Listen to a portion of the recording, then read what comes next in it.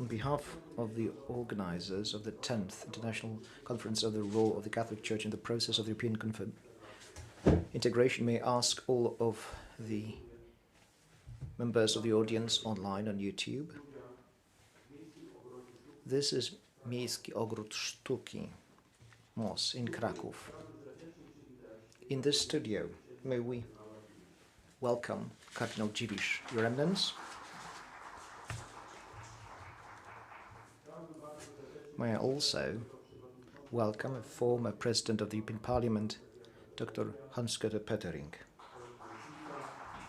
the Plenipotentiary for the European Affairs of the Konrad Adenauer Foundation.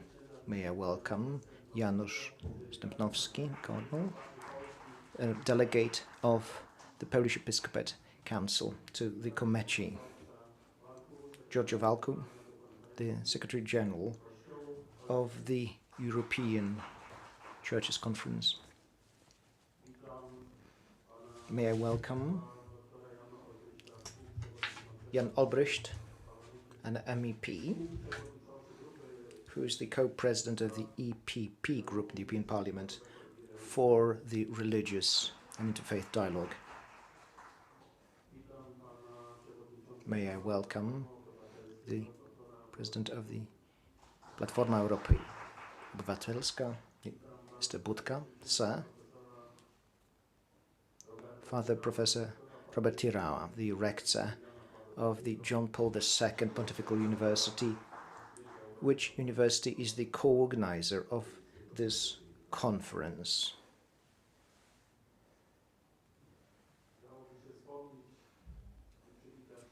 One would like to mention and welcome one more person here. But this person is no longer with us, and yet we remember Bishop Tadeusz Pieronek.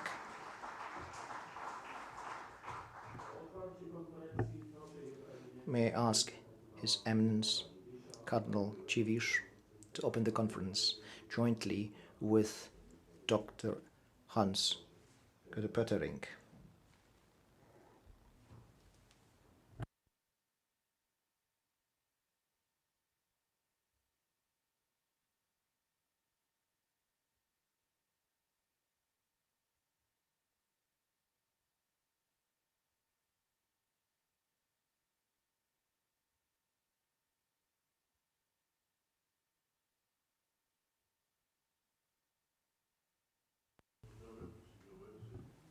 Let me bid welcome to everybody here, excellent guests, and the organizers of this meeting. Christian Responsibility for Europe is the title of our meeting. This is a Jubilee meeting, is the 20th.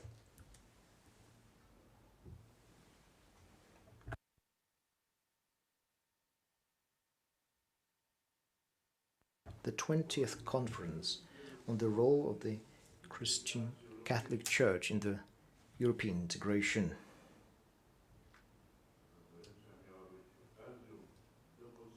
It was meant to summarize 2 decades of reflection on one of the most important tasks that the church community took up, represented both by the laity and the clergy. We are talking about the integration of this continent, both politically and economically, as well, or maybe foremost, on this spiritual level. However, life intervened, namely the crisis linked to the coronavirus pandemic. And the whole world has been tackling this crisis for a few months, Europe included, and Poland included. It is also a challenge for the Church. It is also reflected in this year's program. The invited guests representing various communities, religious communities, will share their own experience that was their due in the time of pandemic that the churches of our continent had to face.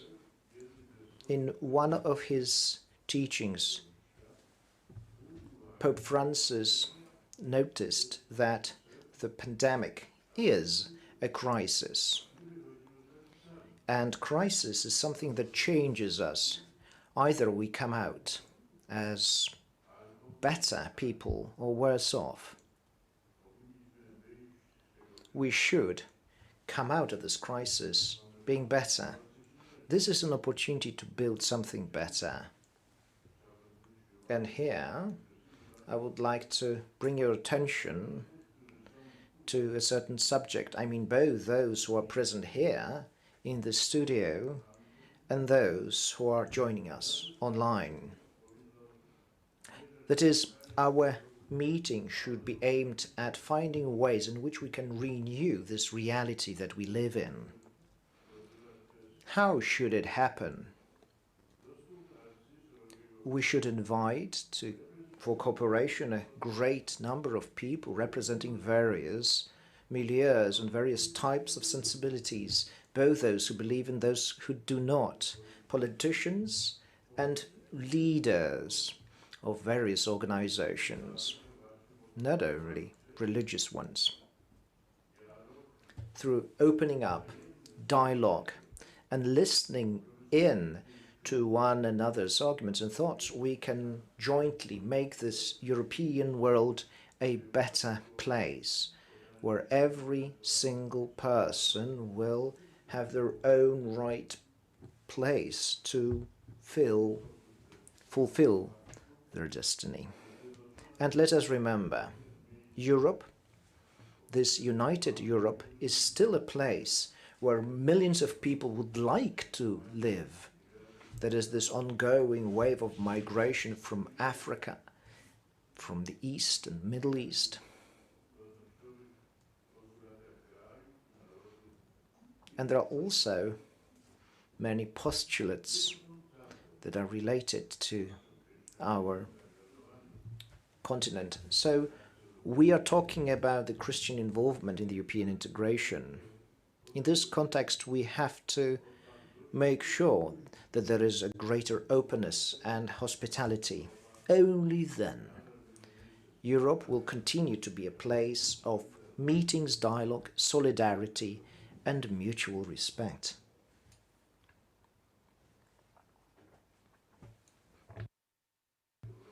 I do hope that this year, when we are celebrating the 100th anniversary of the birth of a great European, a great Pole, Saint John Paul II, we will feel his spiritual presence during various meetings, and we will be inspired.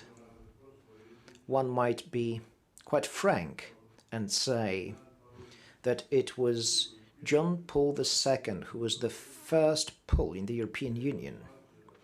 His support for the process of European integration continues to be an important part of his heritage and his thought till this very day. Now, what about this conference that was born out of an initiative of a Bishop Tadeusz Pieronek and his friends? However, His Holiness was also involved, Holy Father was also involved in this inception of that project. And it was largely about the Church being able to serve better. And I do hope that our work here will translate into creative, better solutions that will serve the greater European community. Thank you so very much.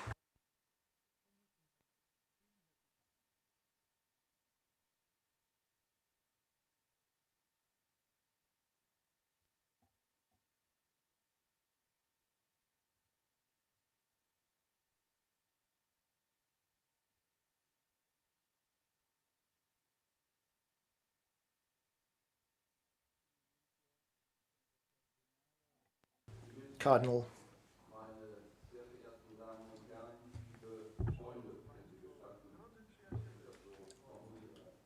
guests, dear friends, if I may welcome you in this way.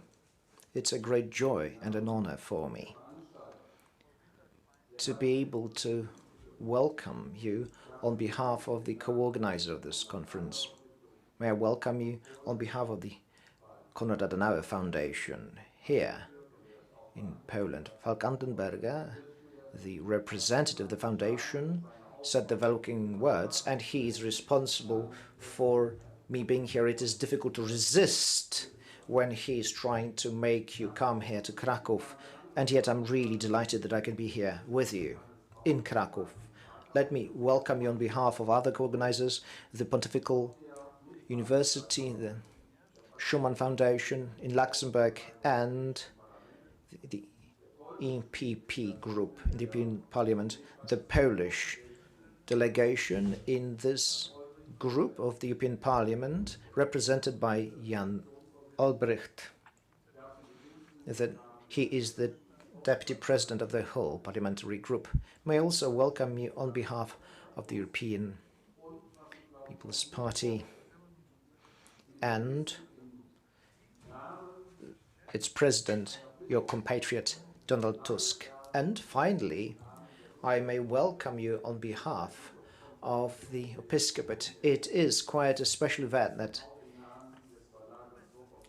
that it can actually happen, and I would like to welcome you on behalf of Committee, as well as Wokół Nas, a publishing house from Gliwice. This is the 20th conference in this series, and in the European Parliament I have had many jobs and tasks. Also, I worked for the Adenauer Foundation, and I worked and I was present at most of these conferences. And let me link to what Cardinal Dziwisz said. It is a special and significant conference. This is a conference of dialogue, understanding, and reunion. Without dialogue, we may not hope for peace. Who renounces dialogue cannot serve peace, and we are Christians. It is for that reason, in this day and age, when the pandemic is ongoing, we can hope for the future and be optimistic. And let me address Cardinal Dziwisz, because he has been accompanying this conference for years, and this year, once more, you took over your patronage of this conference, and where we can see you, at the same time, we can see in our soul John Paul II, a person that has my utmost respect. Let me thank the mayor of the city of Kraków, Professor Jacek Majchrowski.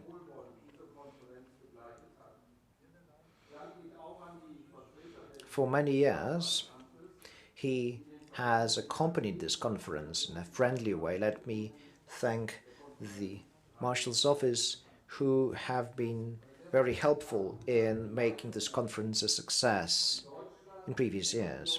In my country, in Germany, this year we are remembering what happened 30 years ago. Germany united, reunited peacefully. So this unity of my country was made possible only because 40 years ago, here in Poland, Solidarność, a social movement, was founded. And that proves to you those close links of Poland and Germany, European links, as freedom is something that belongs to all of us. However, it is something that we need to fight for and walk for every now and then. I always say to my compatriots, please remember, Germany's freedom and unity is owed not only to those brave men and women from Eastern Germany who went to the street to fight for freedom. You owe this freedom and unity to solidarity to your Eastern neighbors, not only to Poles, mind you, but also to Czechs, Slovaks, Hungarians, Lithuanians, Latvians, Estonians, all those who rose against communism. And two names are quite emblematic in a particular way. John Paul II and Lech Walesa. I will always remember and recollect John Paul II and his words addressed at his compatriots. Do not be afraid. May your spirit come down and change the face of the earth, this earth. When Stalin, bloody dictator, asked contemptuously, how many divisions does the Pope owe? Well, I must say that quite many of those, and John Paul II is a proof of this power, this Christian power of hope and faith, and the fact that the communist regimes fell is a very good proof of that. So it's all the better that we can remember this anniversary of the Pope's birth. It is thanks to Cardinal Dziwisz, well, at least I owe him quite a lot, because it is thanks to him that I have been able to meet John Paul II. Once I met him together with my two sons, Johannes and Benedict. Tomorrow we will be hosting the Deputy President, Ms. Valkova, who represents the Belarusian opposition, and she will participate in this conference tomorrow. Let me say that the freedom of people who live in Belarus and in Russia is an issue that we take very seriously indeed. In the old communist countries, such as Poland, it was possible to overcome this system and to regain freedom. Since that was possible, so too it will be possible in Belarus today, and that is why we are siding with those men and women who are fighting for their freedom in Belarus. Those people are making peaceful protests there, and they share our ideas and ideals. People's dignity, freedom, the rule of the law, human rights, peace.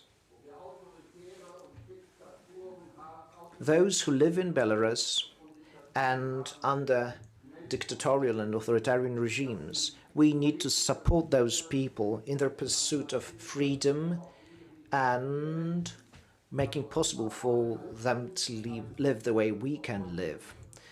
Cardinal Dziwisz mentioned people who are going to Europe, well, refugees, people that are persecuted and prosecuted, and we cannot accept all of them. However, we as Christians can meet them with our hearts being open and take in those who are looking for an asylum, and we should guarantee our help to them. Ladies and gentlemen, we will have 3 rounds of discussions, and we will discuss a number of important issues. First, the Church is in the face of the coronavirus pandemic. Secondly, Europe in the face of the pandemic. And thirdly, we shall have a session dedicated to how important John Paul II was for Europe. Allow me to say the following words. When Europeans are not united, then others who do not share our views on how the world should look like, they will be ready to take over the power here in Europe. That is why we have this joint responsibility to stick together and to accept diversity in Europe, and yet remain at all times to be focused on unity. So let us again and again profess our dedication to those little important lands, such as a city such as Krakow, or to greater countries of ours such as Poland or Germany, and yet we need to be united in this greater home of ours that is the European Union. It is something that John Paul II, a saint, always favored. Let us remain faithful to his inheritance by serving and being faithful to the United Europe. Bishop Pieronek has always been a champion of that idea. And today we would like to remember him. Let us be faithful to the Christian faith. Let us serve the human dignity and the values that are important for our countries, and yet we also need to remember about the European unity, because this is the only way in which we can defend our values. Human dignity, the rule of the law, peace. I hope that subsidiarity and solidarity will also be included in this list of important values. So this conference is somewhat different from the other editions, but I hope it's going to be successful. I hope you shall be trustful and make Christian hope permeate you. Thank you. Thank you very much, Mr. Pittering.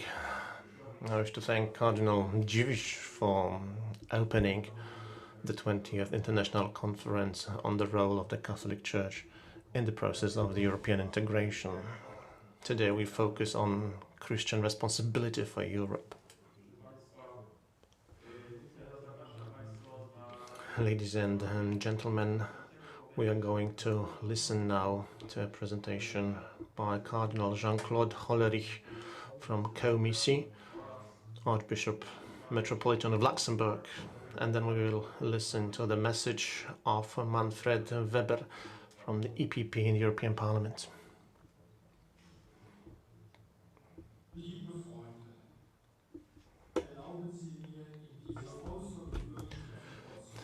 Dear friends, let me, in those very unique circumstances of the pandemic, address my words in this video message. I would certainly prefer to be with you participating in the conference. Unfortunately, it has been made impossible due to the pandemic. In Luxembourg, we are celebrating 150th anniversary of the creation of our Luxembourg diocese, so it's a very special year for us. The conference is being held just before the 94th Sunday, which is a Sunday devoted to missionary work. It makes us reflect on the role of our missions, missionary work of the Church. It's a good opportunity for us to think together about the role of the Church and the way in which the Church responds when faced with the current crisis.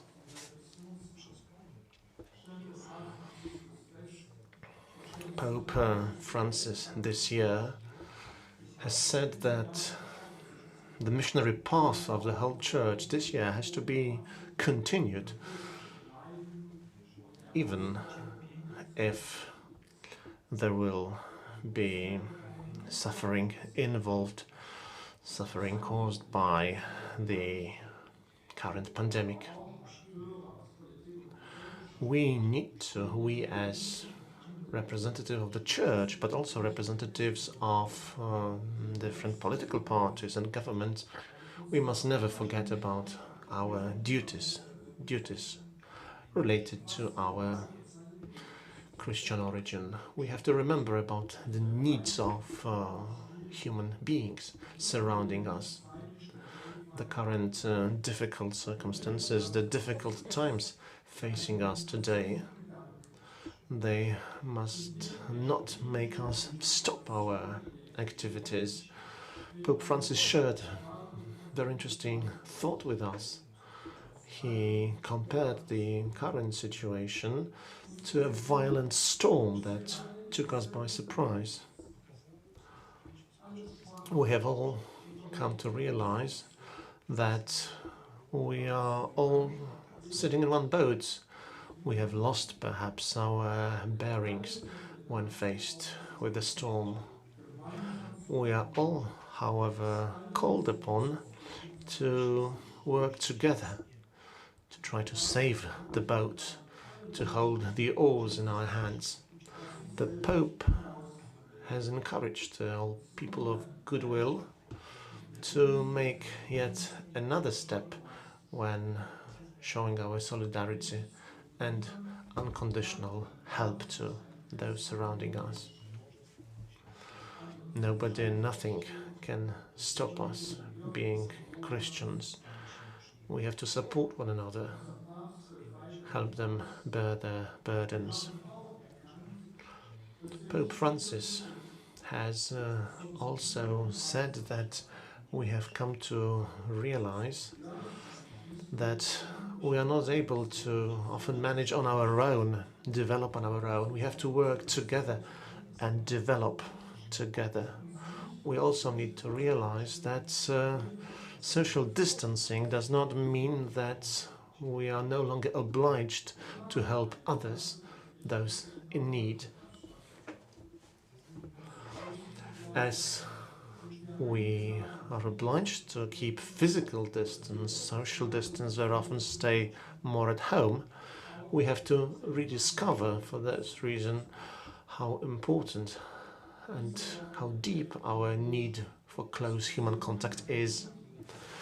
These are the words of Pope Francis. I think that they have to be treated as an appeal and encouragement to all participants of the conference in Krakow.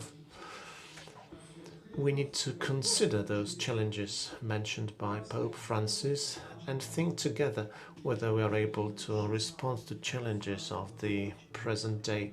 Have we done all possible to address the current social and economic problems related to the COVID pandemic?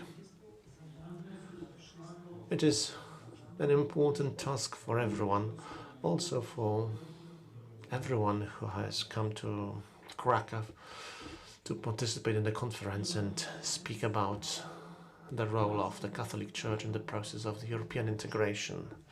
Your conference, ladies and gentlemen, is being held after Fratelli Tutti encyclical has been published. It's a very special encyclical. It has raised the social teaching of the Church even higher. When we read the encyclical, we find out that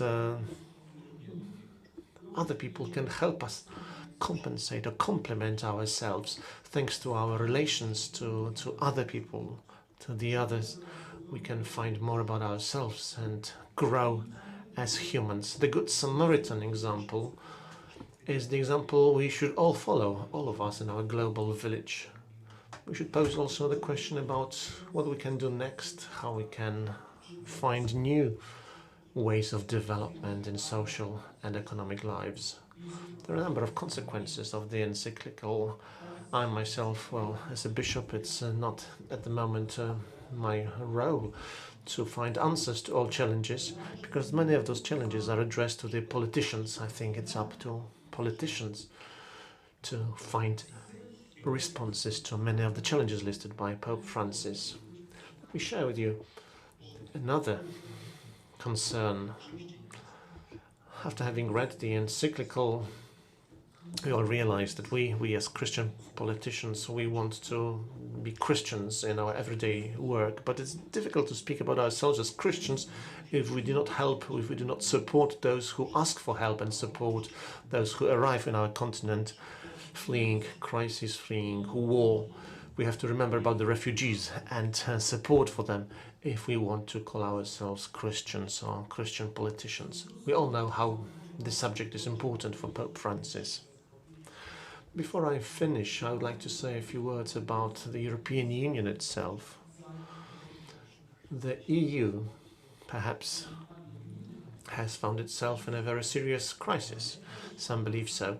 Now, when faced with the pandemic, we can see a situation in which all member states of the European Union, first of all, have focused on their own national interests. The feeling of the community was for some time gone.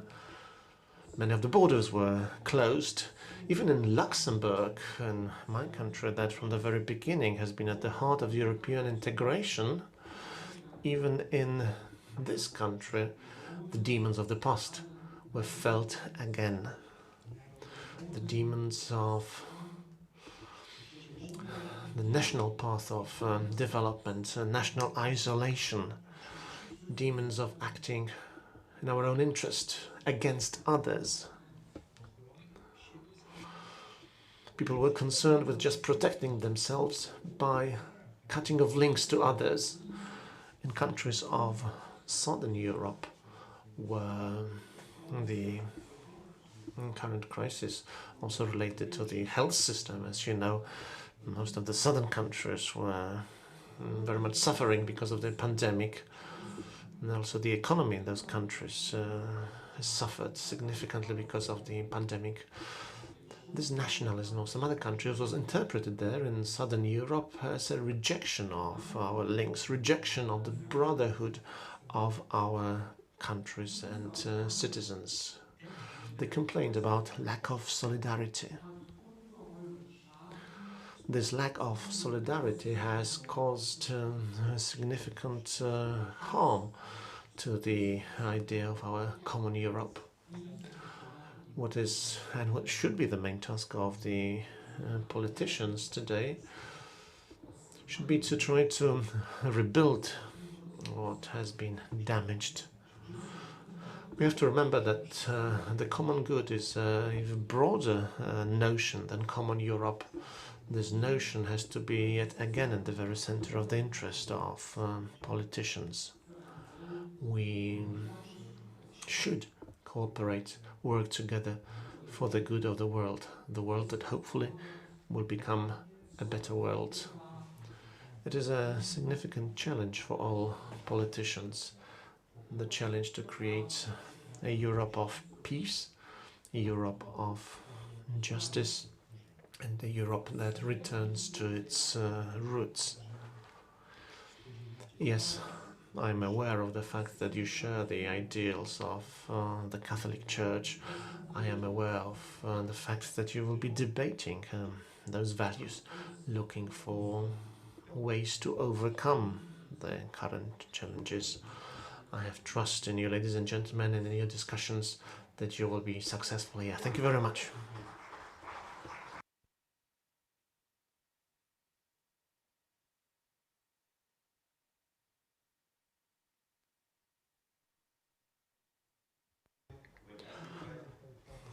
Most reverend cardinals and bishops, high clergy, ladies and gentlemen, and I take the liberty of saying, dear friends, I am extremely pleased that even in those difficult times, the 20th International Conference, which is being held in Krakow, will take a look again at the role of the Catholic Church in the process of European integration and deal with the special challenges of the corona pandemic for the Church in the EU and in Europe. The group of the European People's Party, as Christian Democrats in the European Parliament, we are very happy to support this Congress. I regret all the more that I will not be able to attend the conference. I regret, well, as I know many friends will be participating in this meeting, discussing the main challenges, struggling to find solutions and answers to the pressing issues of the present time. I thank you, ladies and gentlemen, for your commitment in this interreligious dialogue that we consider so important. Unfortunately, I am not able to be with you this year. Christian responsibility for Europe has been chosen as the theme of the conference. In view of the consequences of Corona, we need a responsible role for our Christian churches in order to accompany the people who are suffering from the consequences of the coronavirus in terms of health, but also economically, socially. We have to help them on their journey and show them perspectives, especially people who are not on the sunny side of life, to put it like this, people in social difficulties, in different families, people who are ill, elderly. They all need our company, our help. Also, as a political decision maker, I am convinced that the state alone is not able to help people with financial means alone. People often need personal support in nursery schools, hospitals, homes. It is precisely at this time that the value of those facilities, which are often supported by churches and monastic communities, that it has become really clear again. With the Reconstruction Fund, a so-called Next Generation Europe, and with the multi-annual financial framework, European politicians can provide an answer in the spirit of the Church, solidarity-based help for the weak in our society and forward-looking investments to create opportunities for future generations, all based on the recognition of our European values. The Church itself is also facing changes because of the corona crisis. Here, I would like to mention the example of my Bavarian homeland. Church attendance has fallen dramatically. Many church services were broadcast via social media. For instance, the Eastern Vigil I was witnessing in front of a PC at home. Some watched it on television screen. This was something quite special and a new feeling for it. We should not deceive ourselves. People certainly found themselves in a very difficult position. According to a survey in Germany, 24% of those questioned will not be going to church for some time. Parish life is also experiencing severe cuts. Youth work, confirmations, parish festivals, they hardly ever take place anymore, or only in a limited extent. The work of youth and church choirs, for instance, has been discontinued. Pilgrimages are no longer taking place. Care for the elderly and sick is only possible to a limited extent. Again, in Christian-influenced Bavaria, my homeland, a lot is currently changing as a result of the coronavirus. Youth work worries me the most, because we are losing an entire generation that is no longer so strongly tied to the church. So it is all the more important now to have a courageous church which appeals to people again, makes them involved. It's a great opportunity. I hope that our conference will also provide some answers as to how the church can seize the opportunity. For me, Christian church is especially important in such times of crisis. We need closeness, we need understanding, humanity, meeting together, trying to overcome fears together. This is what we must do now, in my view. In addition to the reaction to the corona pandemic, one topic has again moved to the very center of the debate in recent weeks. This debate has recently been taking place more and more in the background and is very challenging for the Christian democratic parties in the EU. I speak about the migration policy. The recent fire in the camp of Moria on Lesbos in early September, it has brought the issue back to the media again. There is a need to focus on migration in the middle of the current difficult situation. Even in this complex situation, we need great responsibility for the churches to support European unity. From a Christian conviction, I am grateful to the church that helps people in need and takes care of them. For example, in the care of refugees in the camps by Christian aid organizations.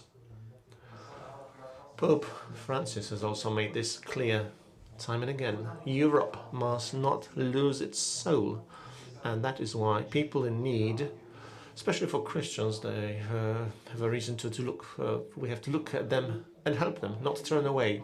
But of course, also with the difficult subject of sea rescue, Europe must save lives in the Mediterranean. No doubt about that. Nevertheless, the issue is a balancing act between helping people in need on the one hand and the danger of becoming an extension of the smuggler's hand. This is the practical side of politics, a serious challenge. In European politics, we have a lot of discussion about a functioning external border protection system, refugee camps, recognition procedures for asylum seekers and refugees, about repatriation of asylum seekers, etc. But too little attention is paid to the debate of combating the causes of flight. These are manifold: war, displacement, hunger, poverty, political persecution, many others. Nevertheless, we must be honest here. We cannot help all people who need help.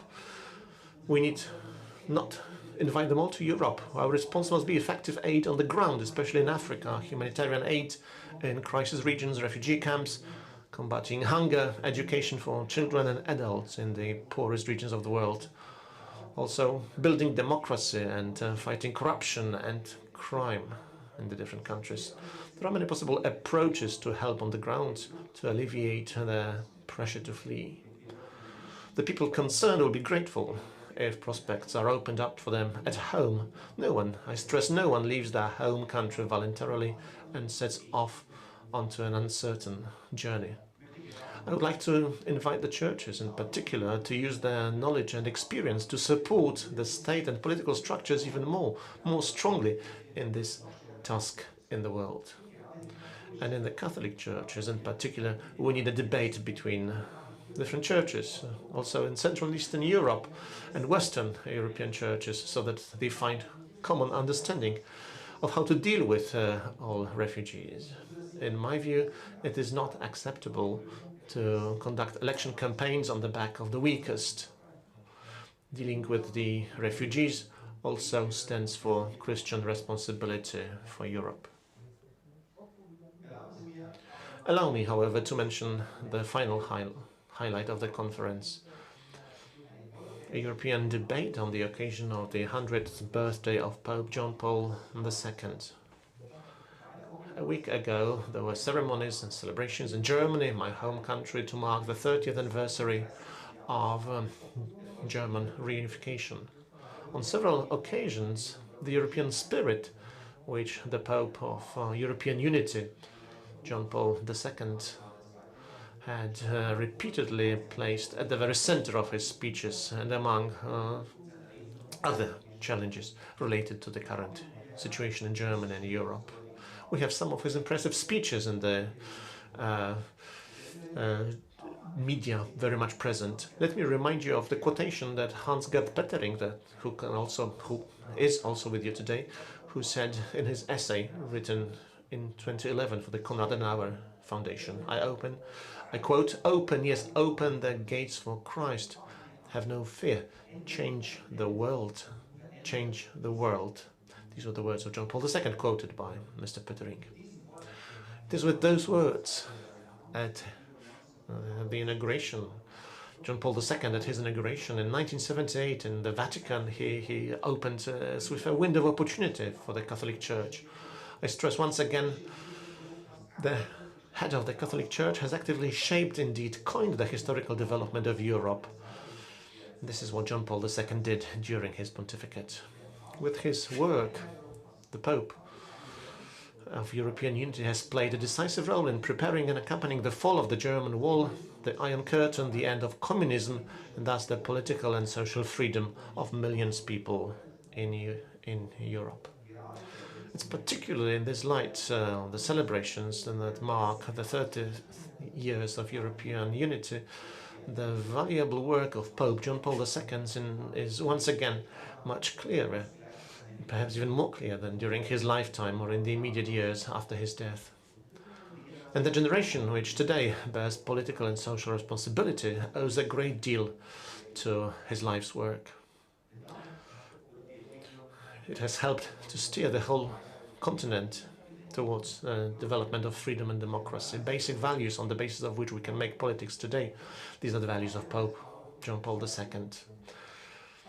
He's also my Pope. I grew up with him. I became a Christian with him. And the most, perhaps, important message is, do not be afraid. Do not let yourselves be afraid. Go courageously into the world and change it with trust in God. It's a very calming message for me, especially in today's times. I wish you 2 exciting days in Krakow with interesting discussions and interesting, intensive exchange of good arguments. The times in which we meet are exciting enough. All the best. Thank you very much.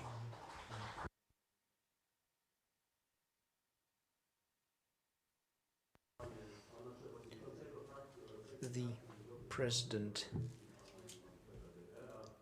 of the European fraction, Mr. Weber, as well as Jean-Claude Hollerich, the Metropolitan Archbishop of Luxembourg. These were those 2 addresses. On behalf of this political family of Christian Democrats, may I ask to take the floor Mr. Boris Budka.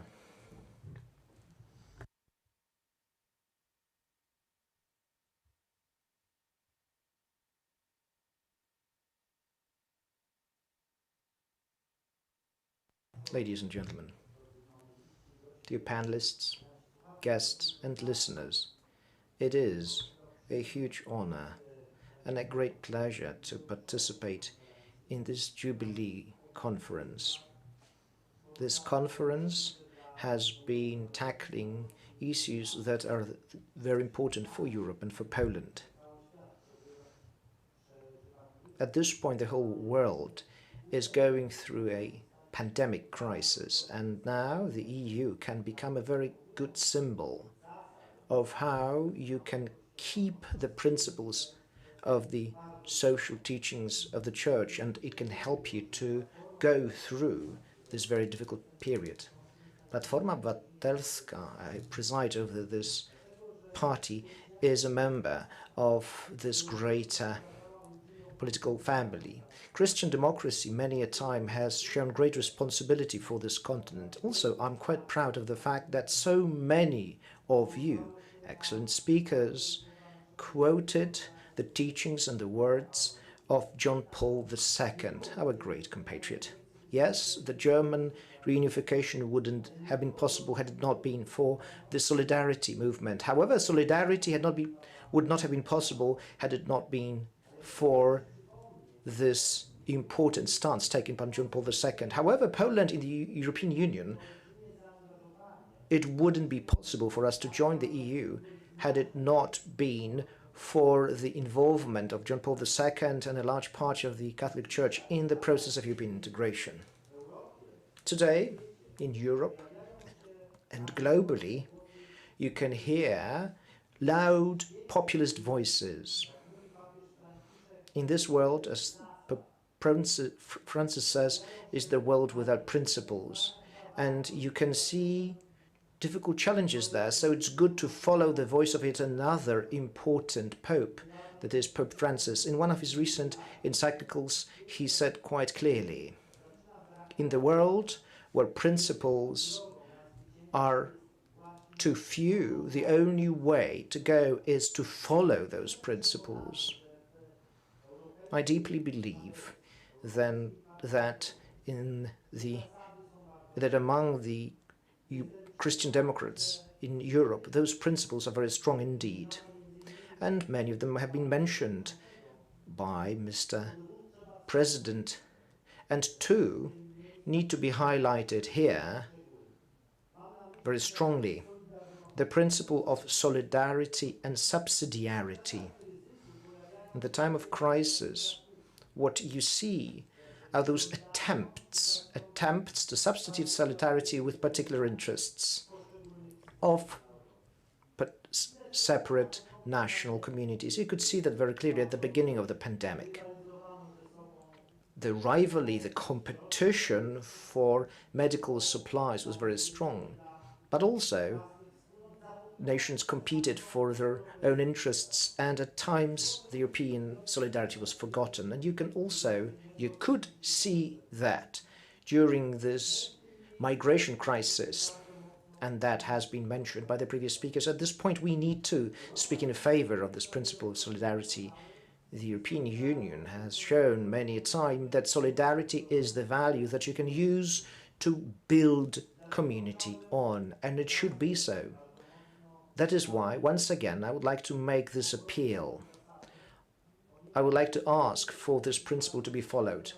We live in the world where there are fewer principles, and solidarity, not the one with a capital S, but, the everyday solidarity with a small s, shared by regular people, is so important. And that is why I'm so happy that I'm here in Krakow, and that once again we have excellent representatives of both the Catholic Church and the Christian Democrats, and all those delegates will discuss values.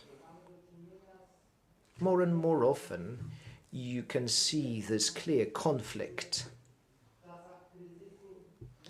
In the time of crisis, this conflict is getting stronger, and Pope Francis, quoted him in a time, quite often refers to those basic principles. Fratelli Tutti is the latest encyclical of his, and it mentions fraternity, but also solidarity is mentioned there. So what is fraternity or brotherhood if not an expression of solidarity? That is why it is so important not to try to build values that Europe was built on. Solidarity, subsidiarity come from the social teaching of the Church. They have been and they need to remain the foundations of the united Europe. That is why, once again, I need to stress how important a role is played by the modern Christian democracy in the integration processes. On behalf of the civic platform, Platforma Obywatelska, I would like to thank you. In this difficult time, the time of pandemic, you can find the time to discuss values and to discuss the issue of united Europe and to stress unity, but also to fight with populism.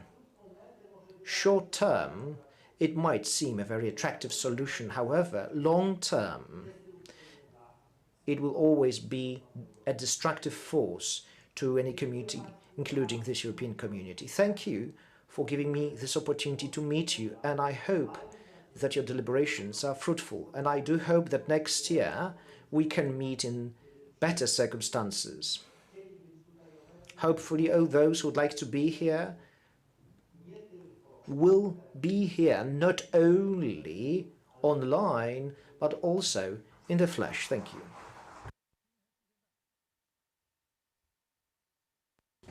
Thank you, Mr. President.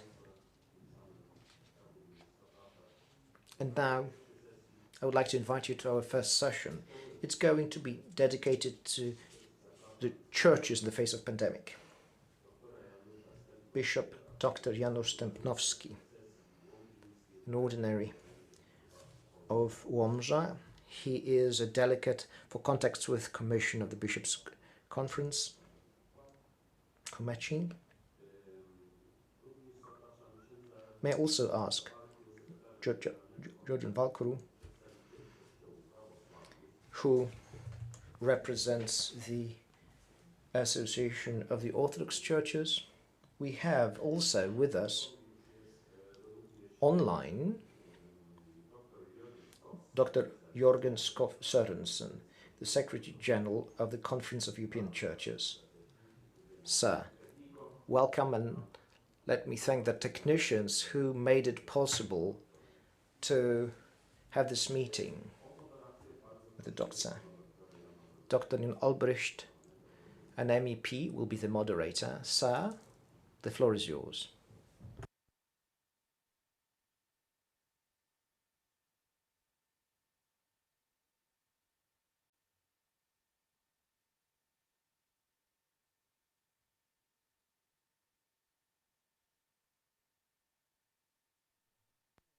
Thank you very much.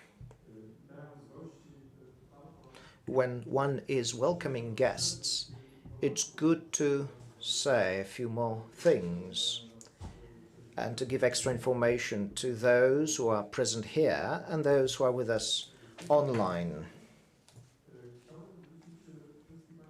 So please, ladies and gentlemen, notice at this point we shall have an opportunity to talk with the representatives of churches. That's true, but there'll be more to it. Those people represent certain structures that operate at the European level, and it is very important. Both the clergy and people who are laity, they work in those structures, and they represent different types of churches. Janusz Stępnowski is our representative of the Polish Catholic Church in Komeci. The other guests, Dr. Jørgen Skov Sørensen is the Secretary General of the Conference of the European Churches. CAC is the acronym, and may I ask the doctor to explain which churches make up this structure, the structure of KEK. Very briefly, it represents Orthodox churches, but also others. Dr. Walcu is also a Secretary General of the third structure, that is the committee that represents the Orthodox churches. So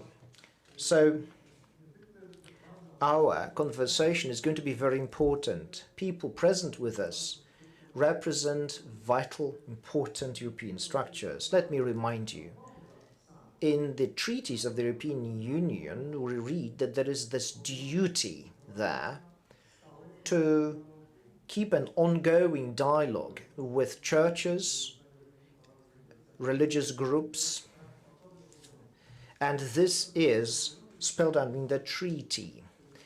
And if so, we need partners, and we have 3 partners, important partners working with European institutions. It is a great pleasure of mine that I can work with those organizations in the Parliament on a daily basis.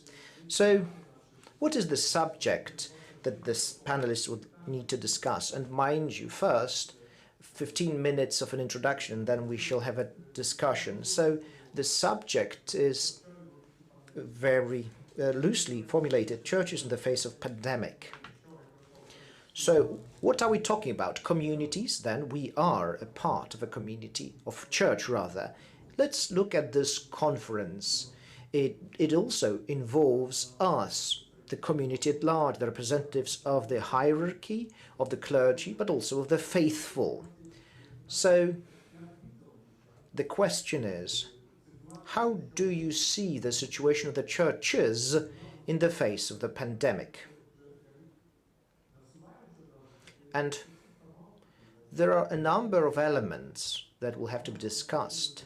First is the spiritual element. In the face of pandemic, it is very important. And secondly, the social issue.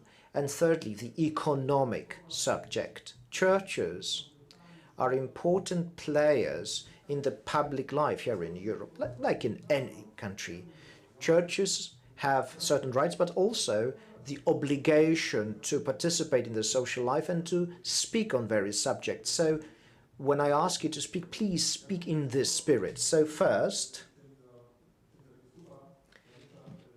Bishop Janusz Stępnowski, the Bishop of Lomża, would you please be the first one to speak? Welcome.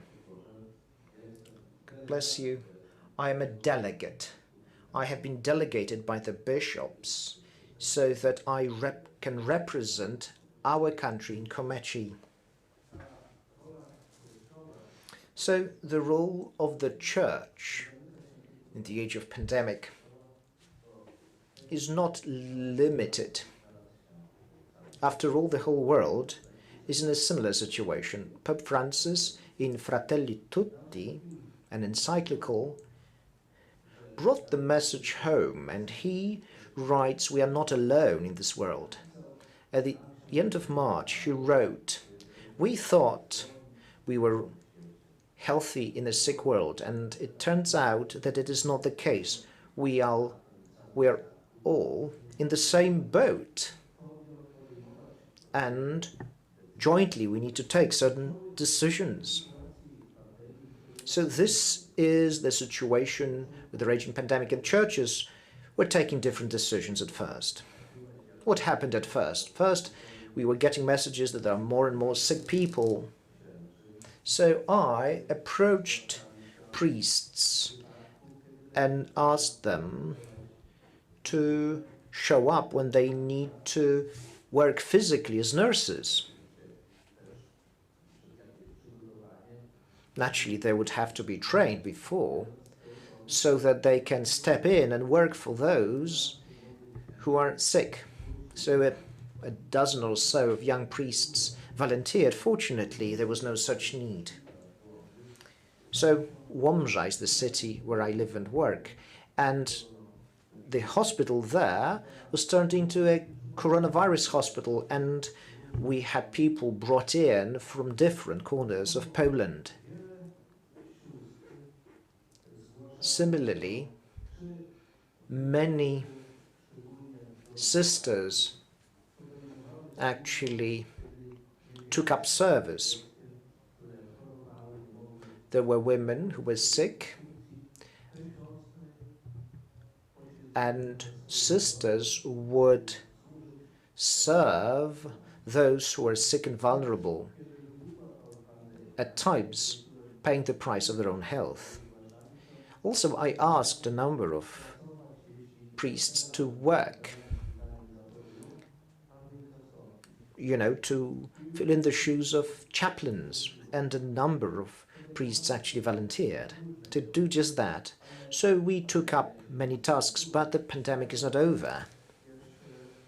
What is ahead of us? Well, we will have to go through a number of situations, and they will have to be solved somehow. So we need to reach for our mercy.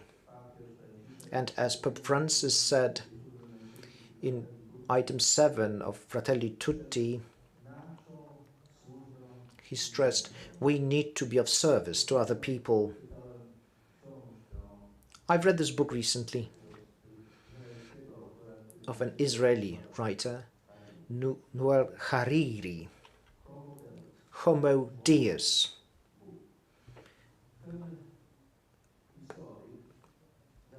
A human God.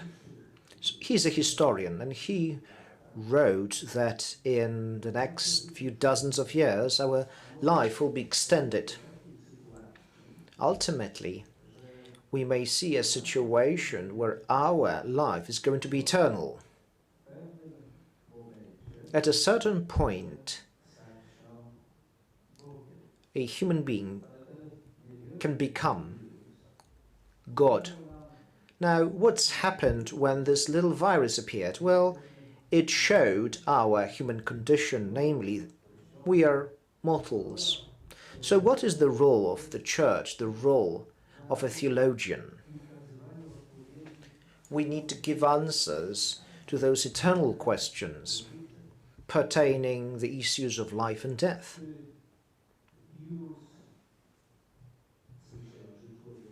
Is the virus going to overcome humans? Is it going to defeat us? Let us look at the Christ. He became human and died on the cross for our redemption, and he took on our own weaknesses and vulnerabilities. The church is supposed to show that Christ came here to change the world, including the physical world. It's not about this other world, but this physical world is also supposed to be changed. So that is a part of our role, to be close to people, to show Christ to them, and to talk about life, at times also to accompany them in the last moments of their lives. What is especially moving are the reports of the doctors that worked at the ICUs, and they knew with full certainty that this particular man or a woman cannot be helped. They are departing this world. So these were acts of service. They served people even though those people were already departing this world. Dear listeners,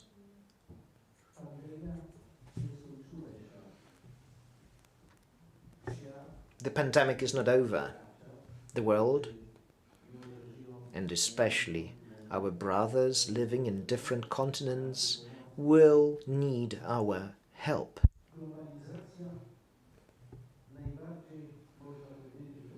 One might say that the globalization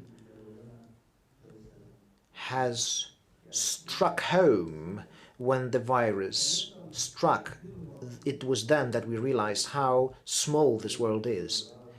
It was the end of January, I touched down in Newark to visit somebody there. Planes from Europe touched down at the same time, but also it was at the very same time that the Chinese planes landed. At the time, I never knew how many Americans of Chinese descent were arriving there. Almost all of them had masks. They were wearing masks, and we were coming from Europe, and it seemed strange to us. A few weeks passed, and we here in Europe, we realized that we need masks as well. So what is the role of the Church in this difficult time? Another role that we need to play is to teach others, to teach people that they need to respect other people's lives. We need to show that we need certain norms that are going to protect our lives, especially when we are close. That is also a role that we need to play, because we have the faithful visiting our churches, after all. And we, in such moments, are responsible for them as humans. A long road lies ahead. There will be gestures of closeness and solidarity. We will have many opportunities to show our solidarity. And I'm inviting all people, both faithful and those who do not believe, to continue acting like that. Thank you so very much. Thank you very much, Bishop. Can I perhaps make it clear that we do have our face masks? We've just taken them off when we are participating in the panel discussion, but normally, of course, all the other participants and when we are not speaking, we are wearing them, of course, in the room, to make it clear for everyone. Thank you very much. I think there will be questions very soon, but if I can give the floor now to the next speaker, Dr. Jürgen Skov-Sørensen. But before I ask you, Doctor, to take the floor, I would like to make a few comments to remind us, perhaps, someone who has recently passed away, a very special person from the Evangelical Church, Protestant Church, a former bishop, Bishop Szarek here in Poland, has recently passed away, unfortunately, just a few days ago because of the coronavirus. When we speak about European churches, I think we need to remember people so important for us. It is important to simply remember them. So before I give the floor to Dr. Sørensen, I wanted to mention this very special moment. Let us perhaps in our thoughts pray for Bishop Szarek. Dr. Sørensen, Conference of European Churches, the floor is yours now.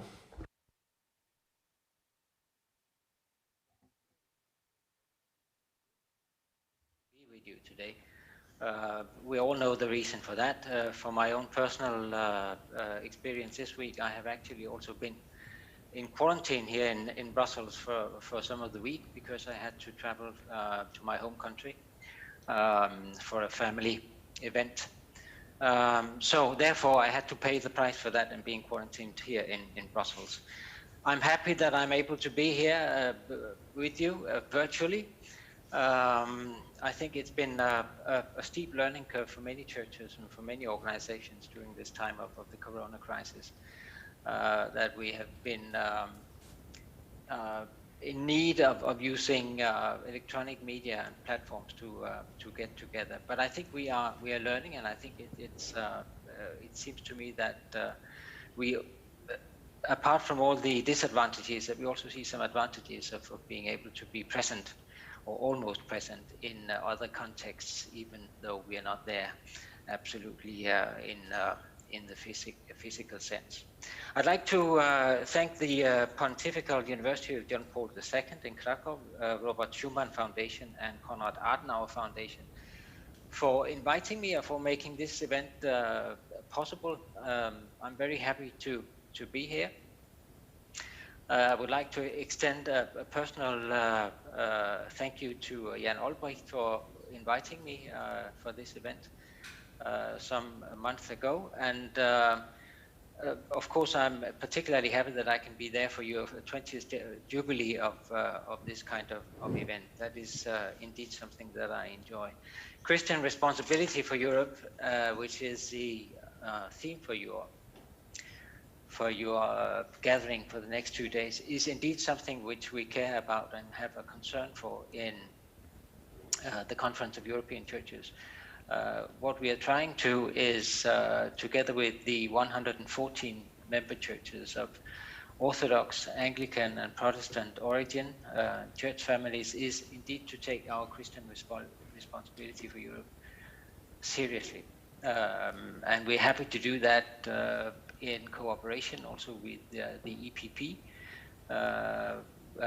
with which we have a very good relationship and partnership and cooperation here in Brussels on a regular basis. So I would like to thank you also for that ongoing relationship between us and cooperation. Now, I said that it's possible to be electronically present in a meeting like this. I will try something, an extension of that, by sharing my screen with a PowerPoint presentation. I hope this will be possible. If not, we'll see. We'll manage anyway. But if I do like this and like this, I think.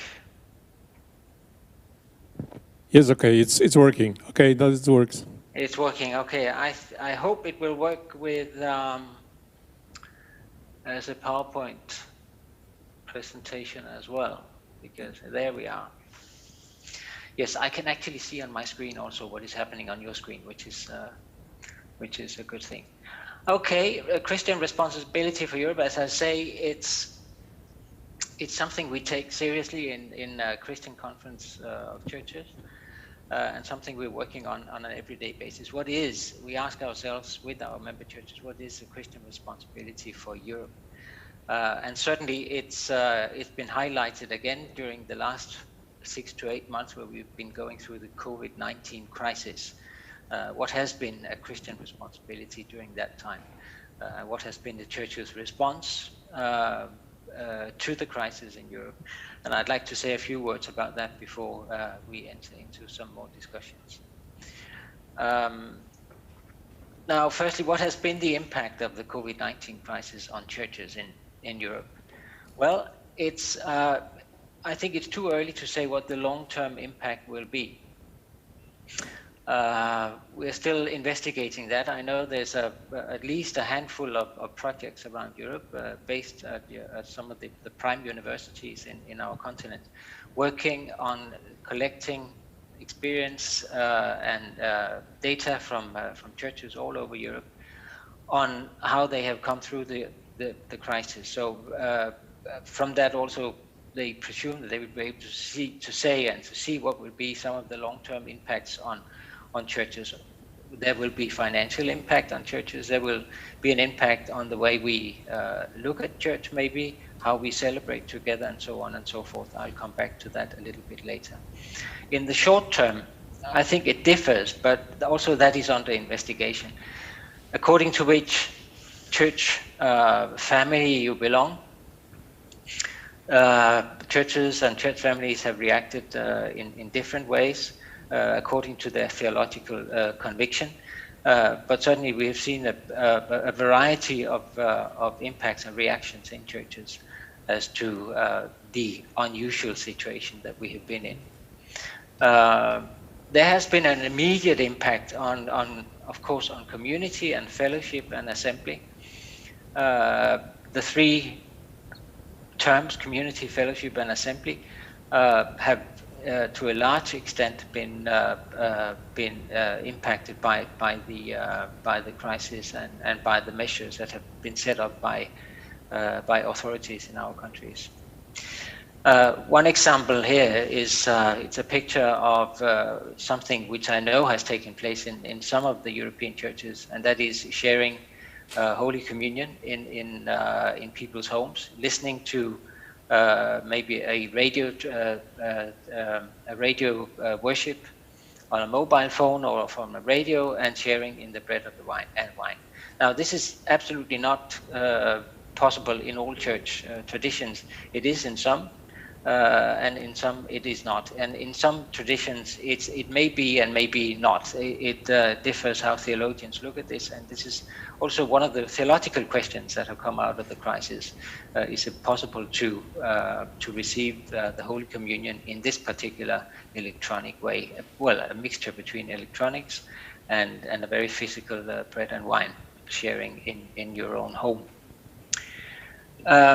I'd say as a basic understanding of what Christian community is to look at fellowship. Holy Communion is a physical affirmation of our common identity. Of course, this is one of the reasons why it is being discussed, whether you can do this in your own home or whether you need to be together in a church. Holy Communion is a very physical affirmation of common identity when we stand together at the altar, receiving the blood and the body of Christ, and in this way share our common identity. This has not been possible during the crisis. Also, in some church traditions, we have the sign of peace, either a handshake or a hug or similar gesture with the body. Is a gesture of reconciliation and mutual love. Also, something which is very close to the to Christian community and the understanding of fellowship in the Christian tradition. Not possible during the lockdown of our churches. And finally, hymn singing as an act of gathering into shared fellowship. Singing together, breathing together, and singing as an important part of worship in our Christian traditions. Another thing which is not possible during lockdown and which has been impossible simply because we've not been able to get together in our churches. So social distancing, which has been kind of the key word during the lockdown and during the crisis, and still is to a large extent, is really blocking some of the very basic building blocks of the Christian community. Social distancing is not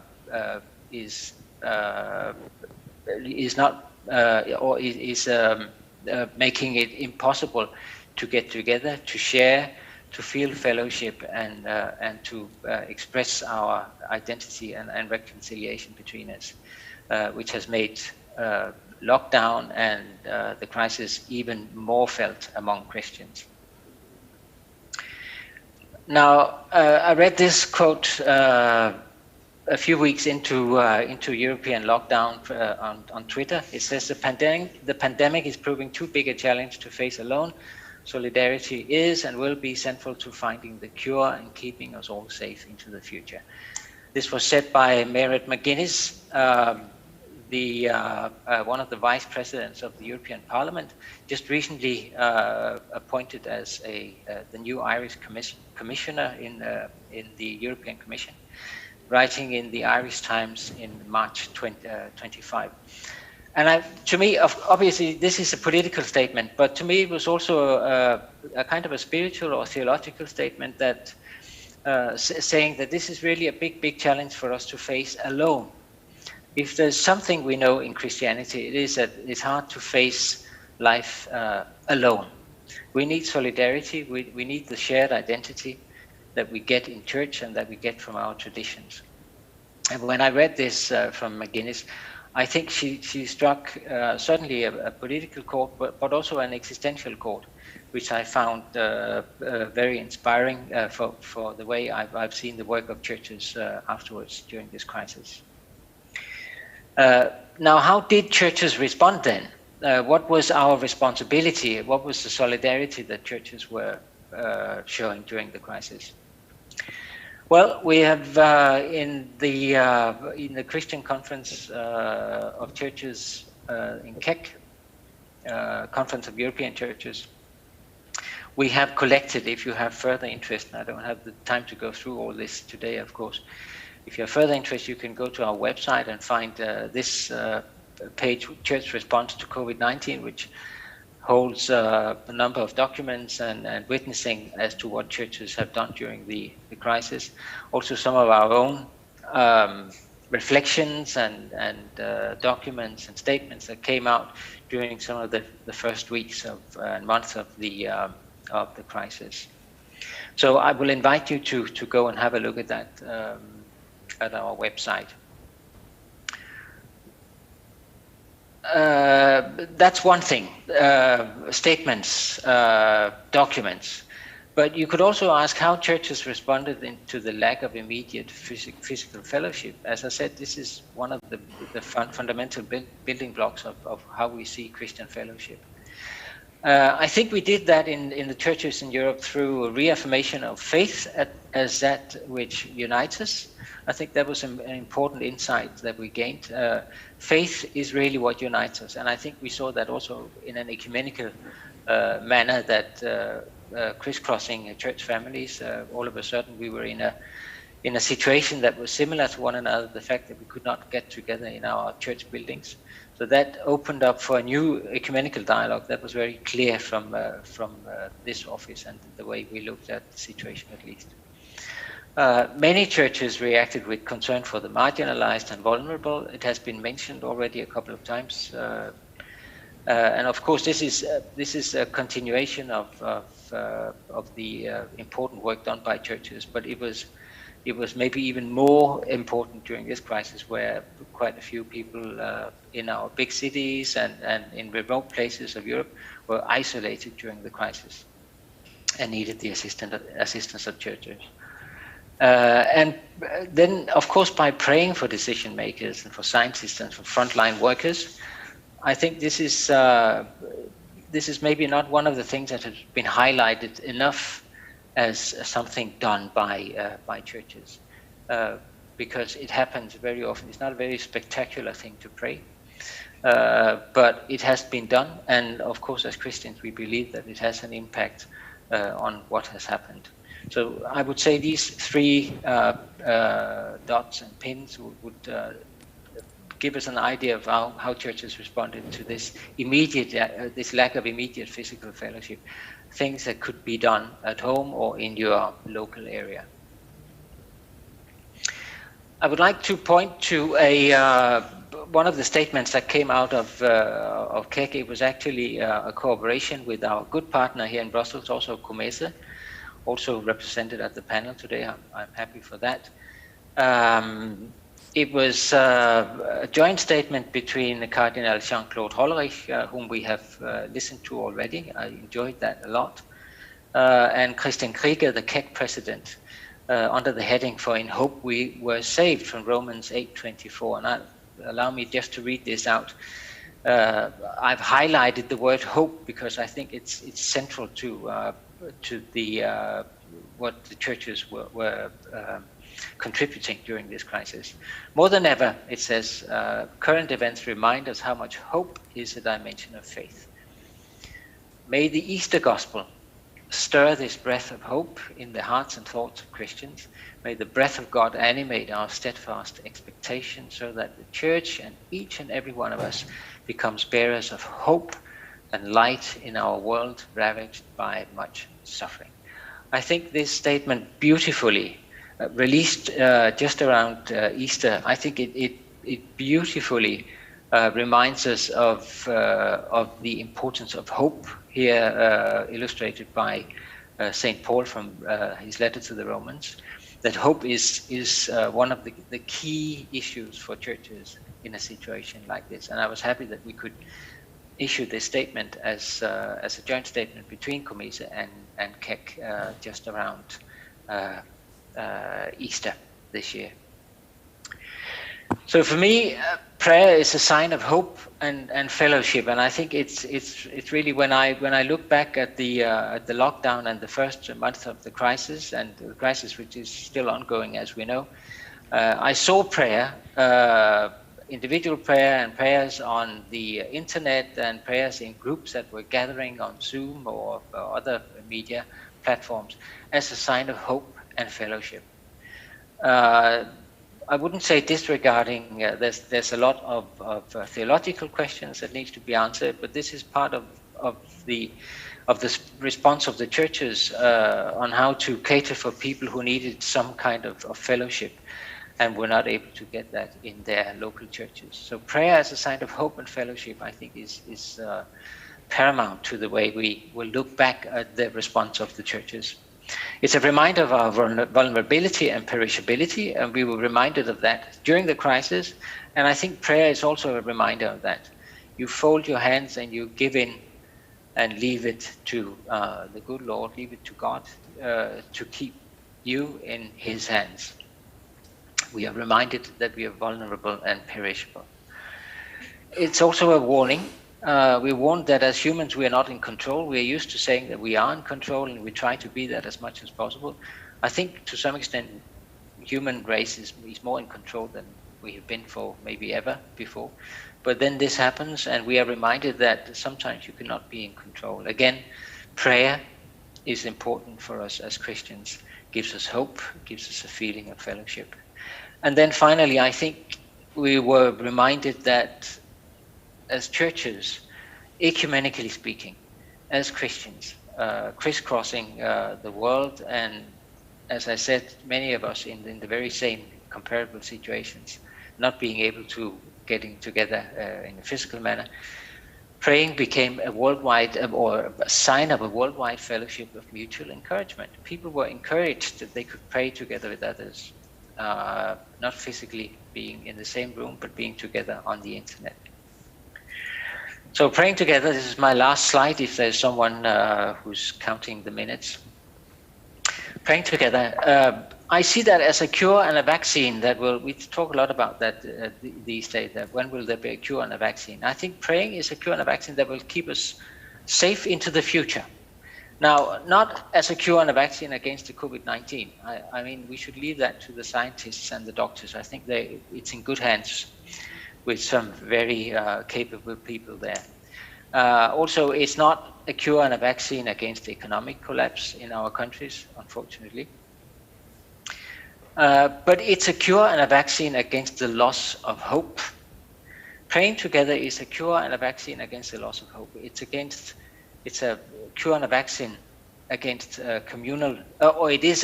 against the absence of communal resilience. And it's also a cure against the lack of human sustainability. If we pray together and we feel this worldwide fellowship of mutual encouragement, I think we've come a long way in hope and building resilience and building human sustainability in our communities throughout Europe and certainly throughout the world, if we look at it in a global perspective. So I would say that the Church can play out its responsibility for Europe in many ways, but I have decided today to highlight what prayer can do and certainly what it has done for a lot of Christians throughout our continent over the last 6 months, and I think and believe that it will carry on. Praying being a very central part of what Christians and Christian churches and Christianity as such can bring to Europe in this current crisis. I look forward to discussing with you in the panel. Thank you. Okay, thank you, Dr. Sorensen. Thank you for the very broad information, but of course, message of hope, which is also especially important for all of us. And as a next speaker is George Valcu, which is from Romania. Yes, but of course working in Kościół.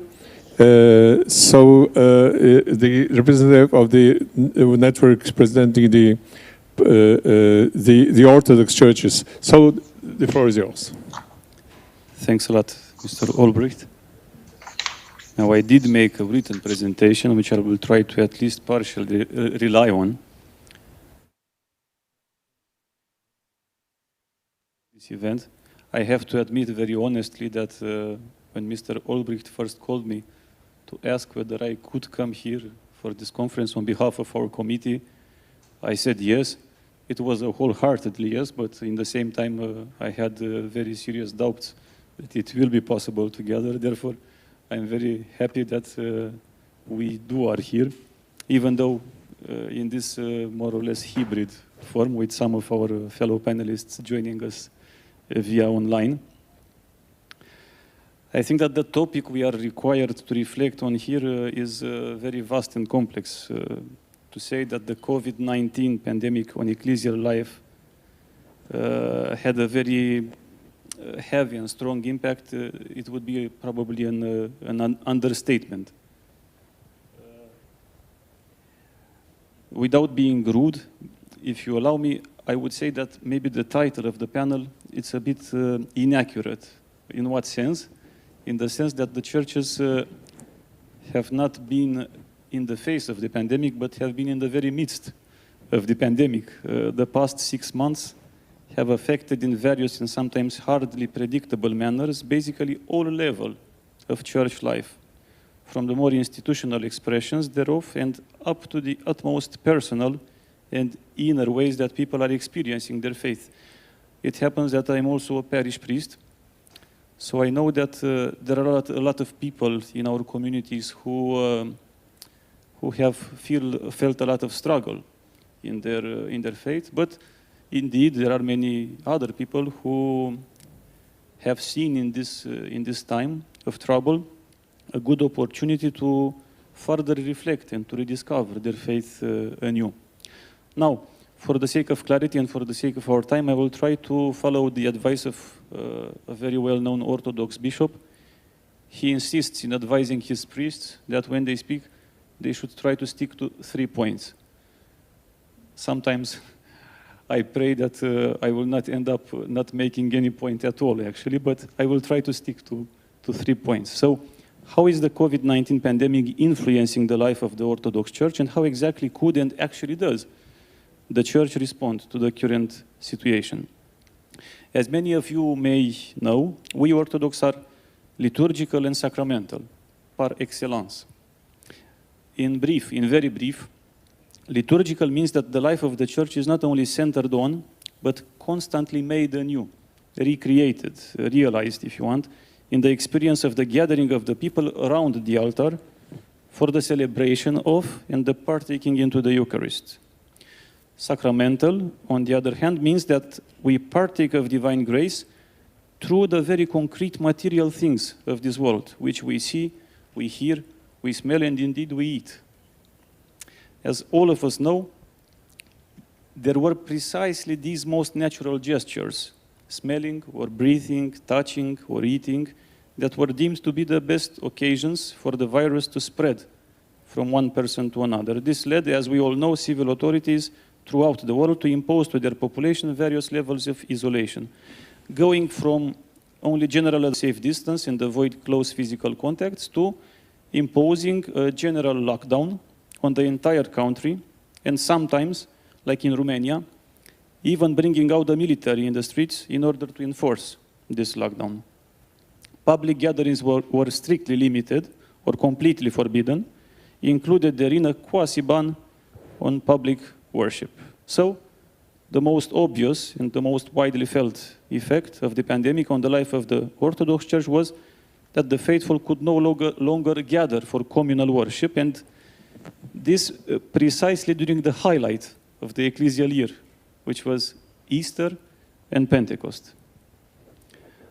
By and large, the Orthodox churches have followed the regulations. Church leaders at all levels quickly realized and acted with responsibility to protect the faithful and the other members of society, and especially the most fragile and vulnerable amongst them. New ways, especially digital ones, were found to alleviate the faithful's longing for worship, encourage, and offer them spiritual guidance. Moreover, the pandemic conditions generated a setting which both intensified and also made more visible the huge social, or as we better like to call it, the philanthropic contribution of the Church to the wider world. Priests and parishes became very active partakers in the efforts to alleviate the numerous and diverse forms of suffering caused by the virus, but also by the side effects of the measures imposed by the state to contain the transmission of the virus. As usually, the hardest hit were the poorest and the socially marginalized. So it was particularly there that the efforts of the church were focused on. Millions of euros were spent to this end. Medical equipment was bought for many hospitals, which were not properly equipped for this challenge. Many monasteries around the Orthodox world offered accommodation for the persons who had to stay in isolation and had no place appropriate for such thing. Food and medication was offered to the needy. Even tablets were bought by parishes to support the education of children who had to go online but had no means to do so. Yet, and this brings me to the second point, in many places and in numerous cases, the church, and when I say the church, I do not mean merely the hierarchy, but the people who are at once members of the church and citizens of the state,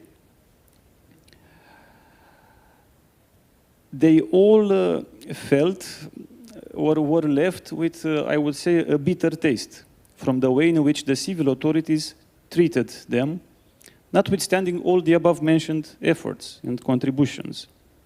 Moreover, more and more signs pop up pointing that many, if not most, of the European states failed to protect and to respect one of the fundamental rights which are at the core of what Europe formally, at least, stands for: freedom of religion or belief. I think we could safely argue that freedom of belief was preferred over freedom of religion, as certain beliefs or opinions were given priority over the right of millions to practice their religious faith, of course, in conditions adequate to the broader social setting which was generated by the pandemic. And here, I would like to be very clear.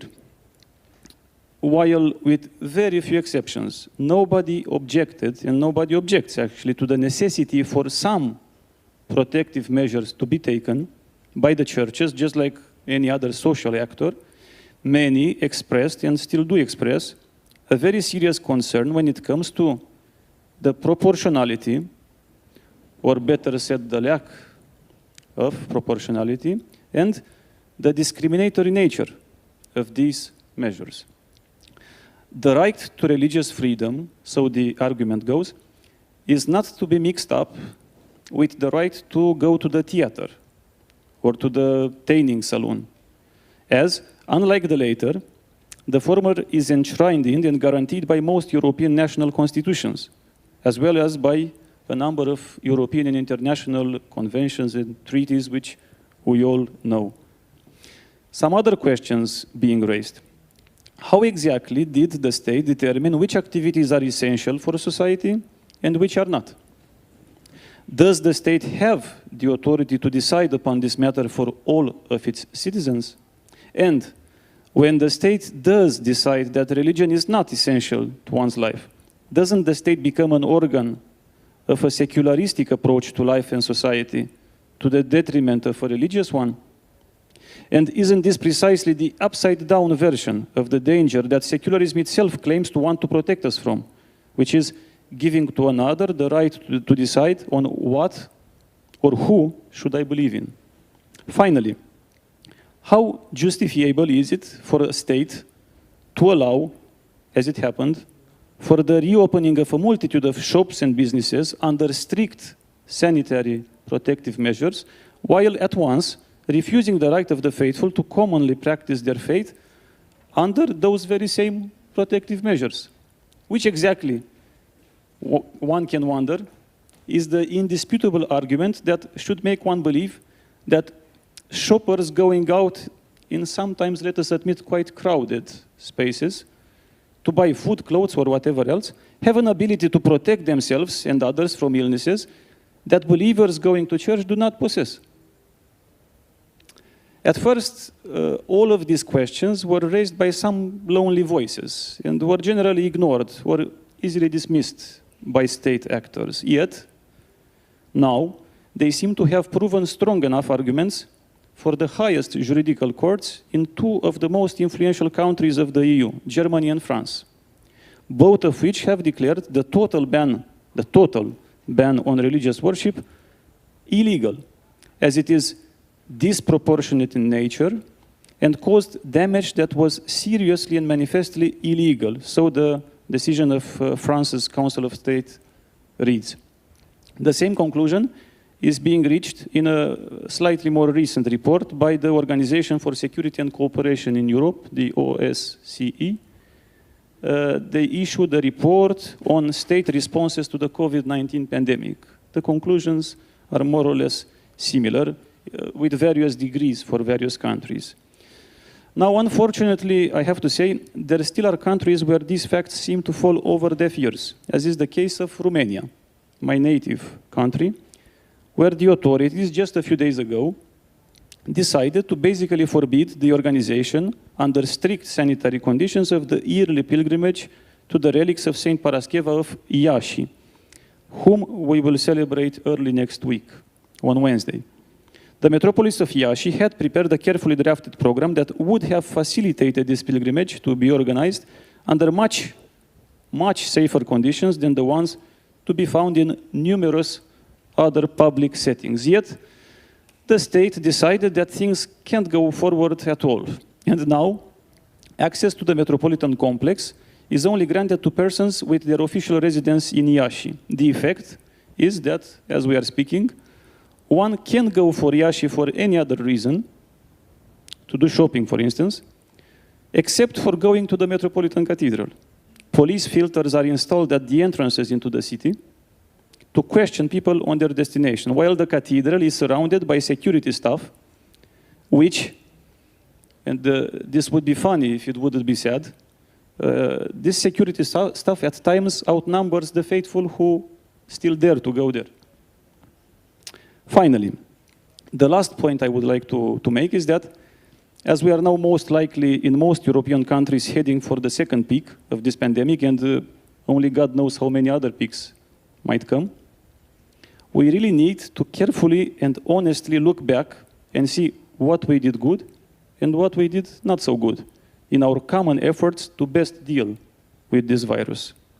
I think we could safely say that all that is currently going on in the world made ever more plain a basic truth that we Christians should have very well known beforehand, and which my fellow panelist here has also mentioned, namely that in spite of all the progress, scientific, technical, and medical, that humanity has been making over time, we basically remain as fragile and as dependent as ever.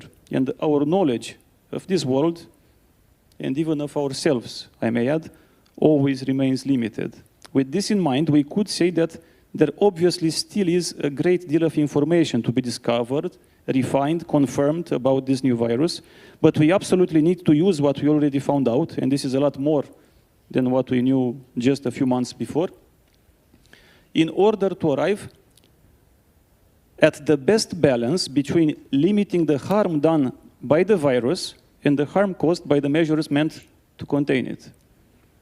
As a side notice, maybe we should also look at the countries which adopted a significantly different path to deal with this challenge and see whether there is something to pick up from there also. Of course, the guiding principle in this search from a Christian perspective could only be the unique and priceless value of each and every human life, from conception until natural death, I should add. Yet, we find out, for instance, from official sources that great numbers of lives are being lost due to the blocking of the healthcare system, which are systems which are unilaterally focused on dealing with the epidemic. I wonder, shouldn't we be more careful, or shouldn't we look more carefully into an issue such as this one? And somehow related to this last point, I would like to highlight the pressing need for the people to have accurate and reliable information on the evolution of this situation. It is only on this basis, I strongly believe, that we will be able to address the challenge in an efficient manner as coherent societies.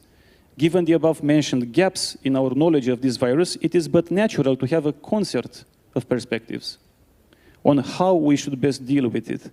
Appropriate space should be created in the public fora for these, at times, let us admit, concurrent perspectives to be debated, and thus allow the outlining of the best, most efficient way forward. the hasty labeling as fake news of any piece of information that happens to contradict the so-called official narrative might prove to be totally counterproductive in ensuring social consensus. And this is especially obvious when we all know that this very official narrative has changed, sometimes drastically, in the past few months. And of course, this is very natural under these circumstances. To conclude with, let me ask you a question. We all know that this is not the first time humanity faces a pandemic. Much worse and certainly much deadlier plagues had ravaged the world over time. We also know that usually, whenever we are facing critical challenges, we tend to turn back to our forefathers, and especially to the early Christian communities, in search for precedents and genuine Christian models of behavior. The question then would sound like this. How would one of these early Christians, react to a situation like the one we are currently experiencing? Well, as a matter of fact, we don't have to speculate too much, because we actually know of a few such instances. We have sources, historical sources on this. The earliest that I am aware of is a plague that has swept into most of the cities of the Roman Empire for a bit more than a decade at the middle of the 3rd century. It is known by historians as the Plague of Cyprian, after the, at that time, Bishop of Carthage in today's Tunisia. How serious was that disease? Well, we have some numbers recorded. For instance, in 13 years, it more than halved the population of Alexandria in Egypt, from around 500,000 to less than 200,000 people. On the other side of the Mediterranean, at the height of the outbreak, 5,000 people a day were said to be dying in the city of Rome only. 5,000 per day.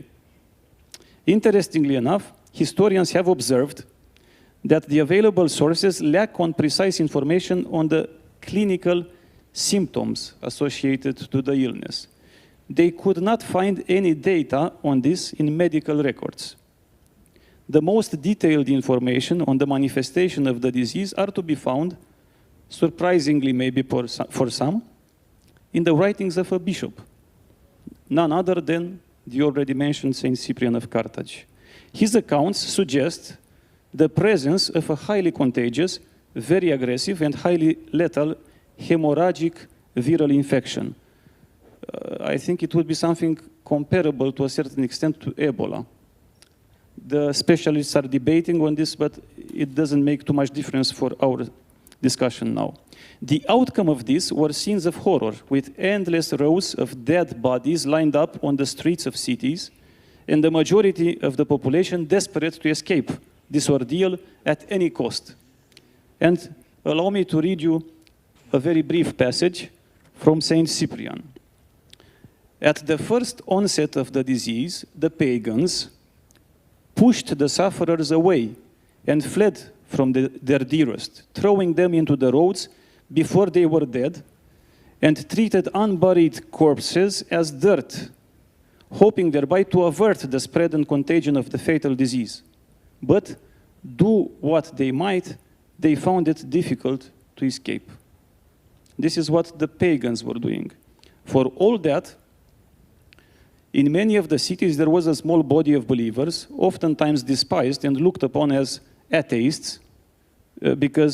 Why atheists? Because there were no idols in their houses, nor in their places of worship. They were also called the Galileans, because they were following the one from Galilee, who managed to break the ranks and somehow run into the opposite direction. Let us turn now to the account of another bishop of that time, Dionysius of Alexandria in Egypt. Another quote, and the last one. No, the semi-last one. Most of our Christian brothers and sisters showed unbounded love and loyalty, never sparing themselves and thinking only of one another. Heedless of the danger, they took charge of the sick, attending to their every need and ministering to them in Christ, and attention, with them departed this life serenely happy. For they were infected by others with the disease, drawing on themselves the sickness of their neighbors and cheerfully accepting their pains. Many, in nursing and curing others, transferred their death to themselves and died in their stead. This is what the Christians were doing. What was the effect of this attitude, you might wonder? Many of those Christians have indeed died, having been infected themselves while caring for the sick. But many others of them, as well as some from amongst those rather few being cured, survived the plague and became very dynamic witnesses to and bearers of their faith. And this way, another sort of contagion started to happen, namely with the Christian faith. There are church historians arguing that this decade-long episode and the attitude and actions of Christians at that time constitutes one of the most important factors in the explosive growth of the Christian church in that period, in spite of the still ongoing persecution which was going on. Let us not forget we are a bit more than half a century before the Edict of Milan, which allowed Christians to freely practice their faith. So, what do we have to learn from all of this? I will answer and conclude with a few words that Patriarch Daniel of Romania addressed to the faithful a few months ago, and which very well encompassed the Orthodox perspective on times such as those and such as these.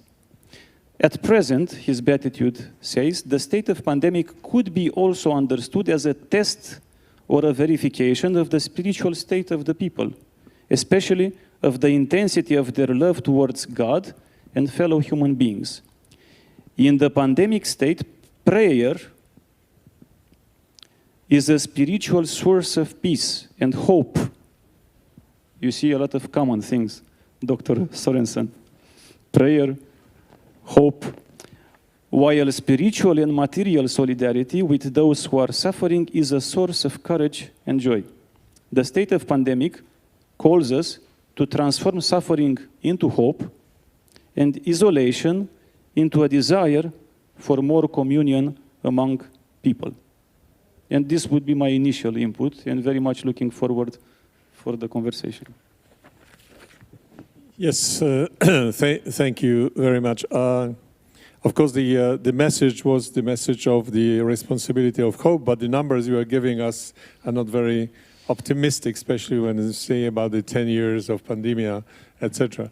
So we can never know. It depends on the perspective you have on life and on things. Yeah.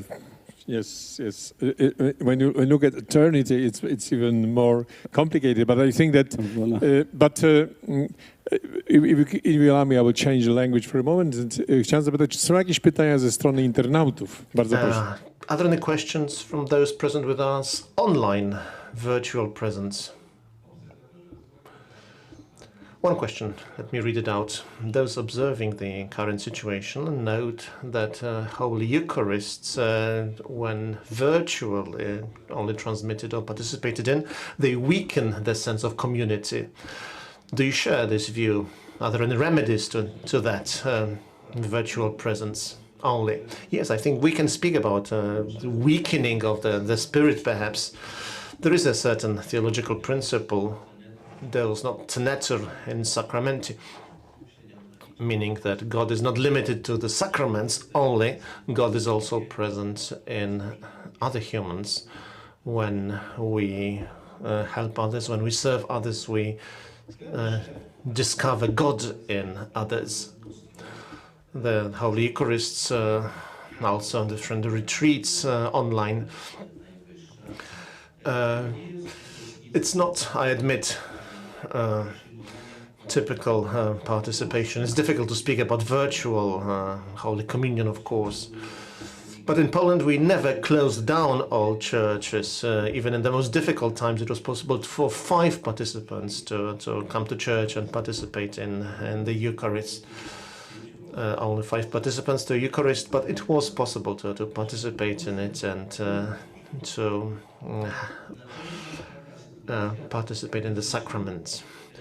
But well, the crisis, the current crisis may perhaps weaken our religious spirit, but at the same time it has to be treated, I think, as a challenge for all of us, for priests, for everyone who's part of the church, to reflect on our Christian life.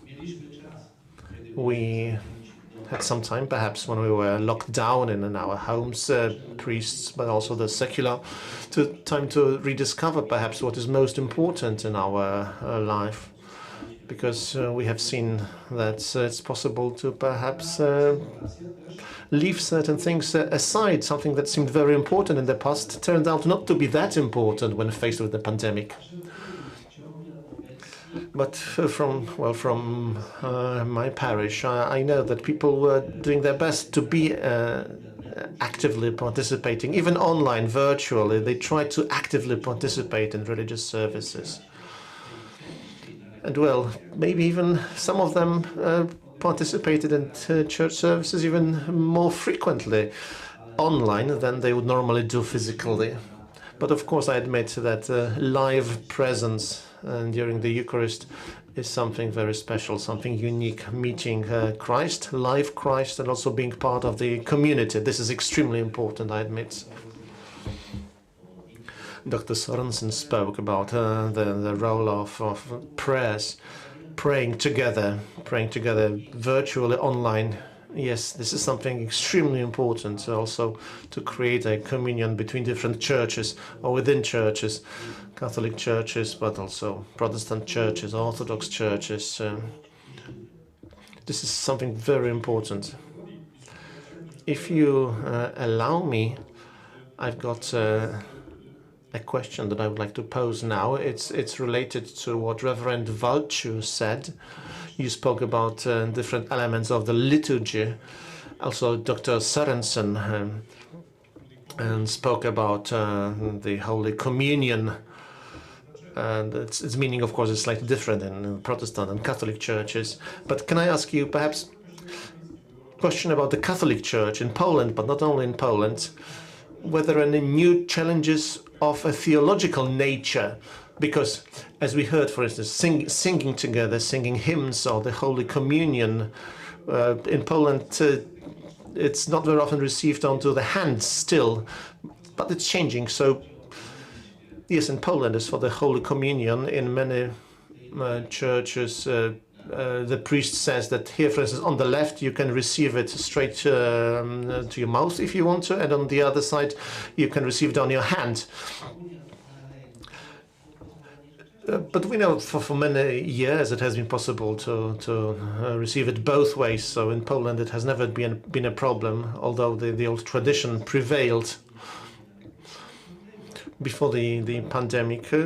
Very often, for instance, we had a situation in which we had guests from other countries or Poles from abroad coming to our churches. It was never a problem to receive it in any of the two ways. I know there are some people who are against receiving the body of Christ on your hands, but well, just like in other places, as you know, there are some people, not in the church, but outside, there are people who say that there is nothing like coronavirus. They deny the existence of the pandemic and they wouldn't wear face mask, for instance. Well, this is a fact. This is something that happens. Can I pose a question now in this context to the other panelists? Because there are a number of issues that have been mentioned here. The first is the impact of the pandemic on the functioning of the church. So impact on theology, liturgy. This is very important in my view because this is related to the building of the community that is so important. So it's not just a symbolic thing, it is something that builds our community. But now the second element, which has been mentioned in a very interesting way, was about engaging people in also helping others. Medical support, social, economic support, as it has been said by many of the speakers. So there are many different types of activities of churches. Reverend Valciu also spoke about that some of those activities became perhaps even more intense now than before. And perhaps the third issue was about education. So if I can ask now the following question. both to Crocio and Keck churches. In your churches, are there any people who have doubts whether the pandemic exists at all? Because this is about education. Perhaps the churches have to, as they have trust, confidence, they sometimes have to clearly state what the truth is. So do you have this challenge that the churches have to manage this challenge and to say that, yes, there is pandemic, we have to be serious about that? Kind of doubts concerning the pandemia, and what about the reaction of churches, of church to this? I mean, in terms of education and information, etc. Yes, please. Are you pointing at me?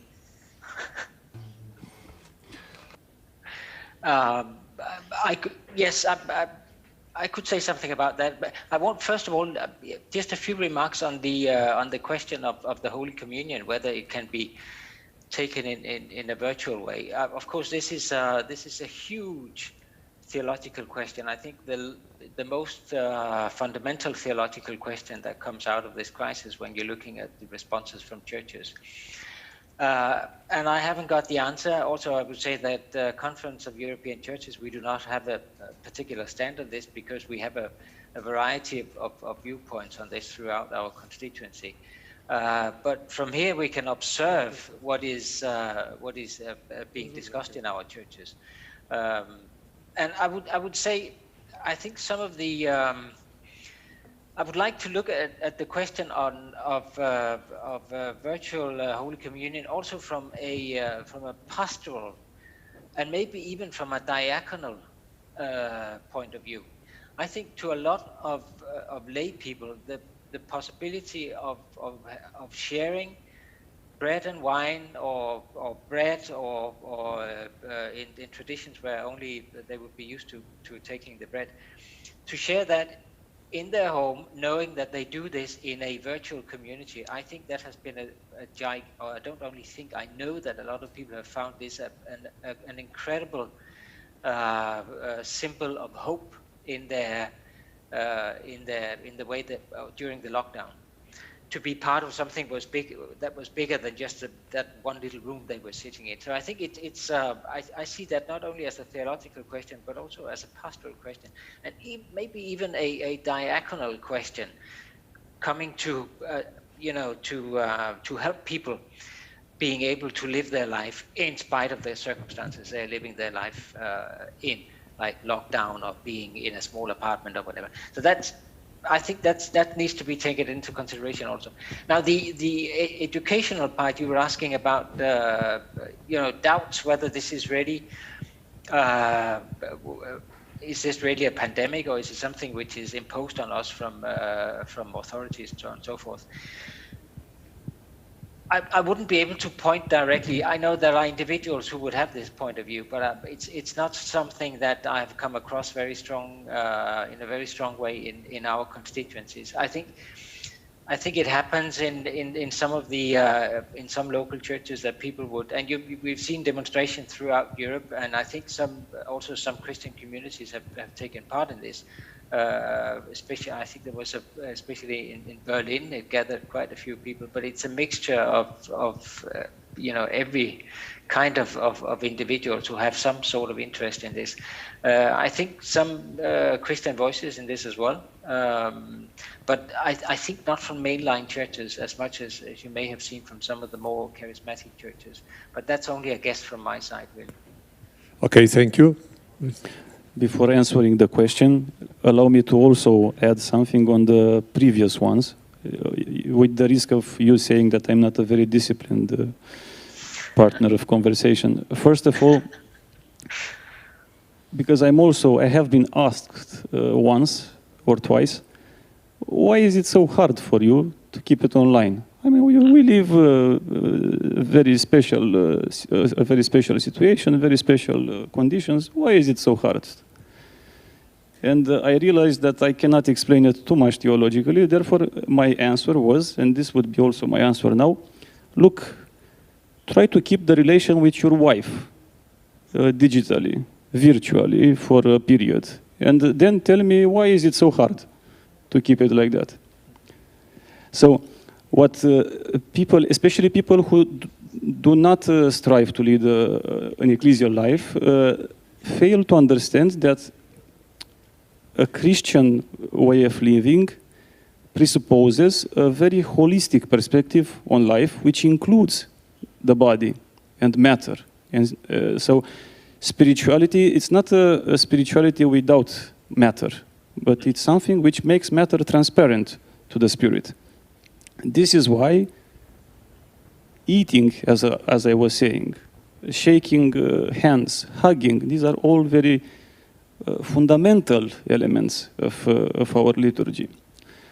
Turning to the Eucharist and the way in which it's administered, because in the Orthodox Church you also have this debate. How do you administer the Eucharist? Now, traveling here to Krakow from Brussels yesterday, I changed 2 planes. Yeah? I've been sitting in a chair at less than 1.5 meters distance from 1, 2, 3, 4, 5 persons, at one point without wearing any masks, eating, all of us, because we were offered something to eat and to drink.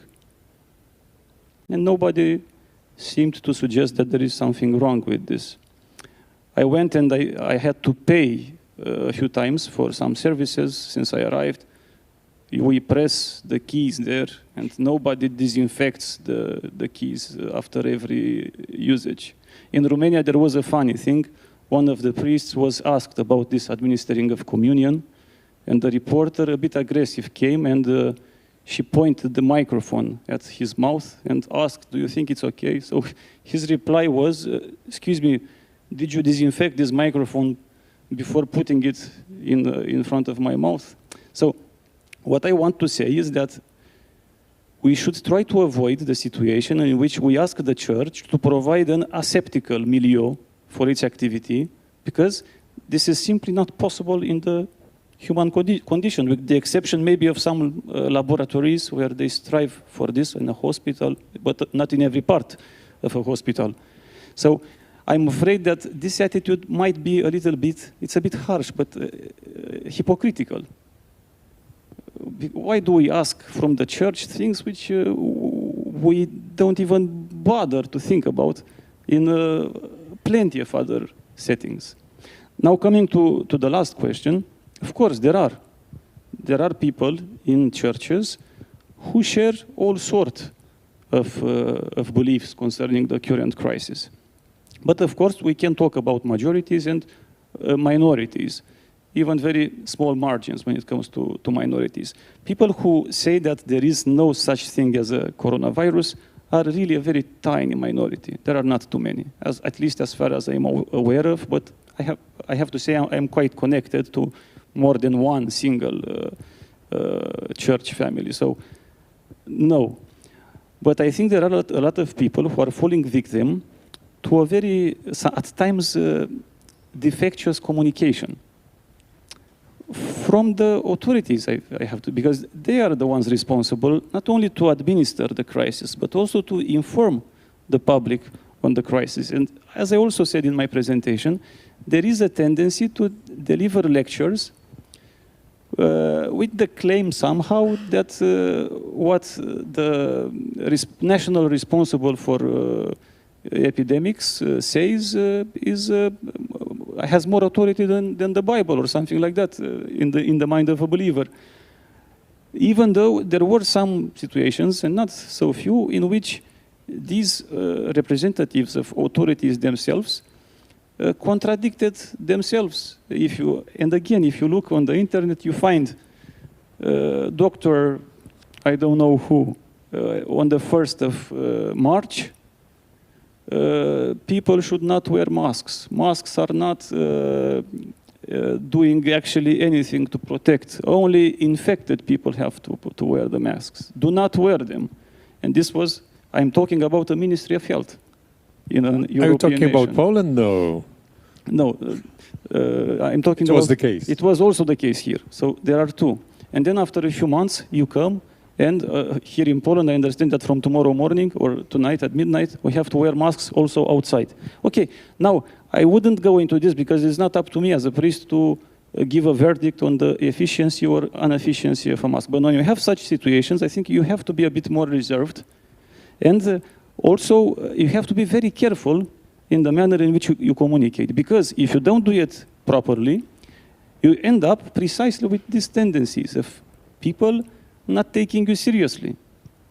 And I agree, it would be a drama for people not to take serious the advice of the authorities. We are certainly not in a position to allow ourselves to do this.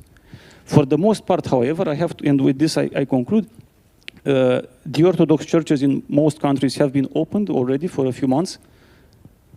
The huge majority of the people understood the challenge, they respect the measures, they try to keep the distance, they wear the masks, so everything is more or less taken care of, at least to the same extent, though most of the times to higher extent than it happens in shops, in a railway station, in a metro, and so on and so forth.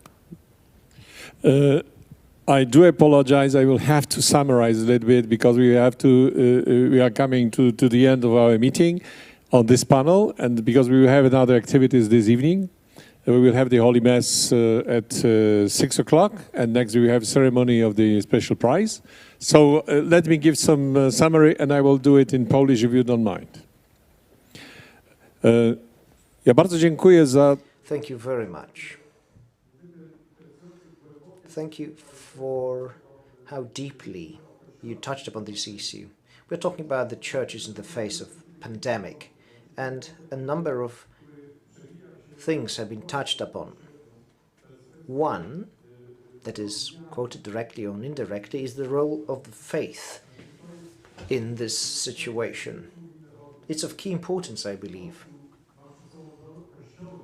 Church, or rather churches, are facing a new challenge at this point. At times it's about reminding ourselves or rebuilding our joint identity that could open up new perspectives, including ecumenical ones. So this common identity, as we heard, is largely about deepening what connects us. And what does connect us? The faith. Faith. We're talking about faith. So trying to define churches only through the prism of the institution is not the right way of approaching things. And mind you, church is acting as a charitable organization too, but it is only because of a certain way that they approach their neighbor. Cardinal Hollerich and the participants of this panel have talked about that. The church actually tackles those things. And there is another thing that is important for those who do not believe, because they are not going to understand that, and may it be, it's the role of the prayer. Just as Dr. Sorensen said, it should be, I believe, a message here at this conference. We, as Christian politics, and I am walking the footsteps of Hargert Pöttering here, we, Christian politicians, should spell it out. For us, the issue of faith is something that connects us. It is not only an issue of philosophy, it is about the way you approach life, your life stance, if you will, and a prayer is a part of our faith. I will quote Dr. Sorensen here, it is not a remedy, not a silver bullet. It is not a remedy for the economic crisis. It could be a remedy when it comes to the process of building hope, though. So even if you do not believe, you should appreciate that role, because it is very important, socially speaking, to build hope within people. Some people will have hope based on their Christian faith, others will look for hope elsewhere. But hope is important for all of us. So the prayer is important from the point of view of hope that we are deriving from it. So we as Christian politicians are not saying that the prayer is going to solve all those problems. No, by no means. It's about building certain attitudes.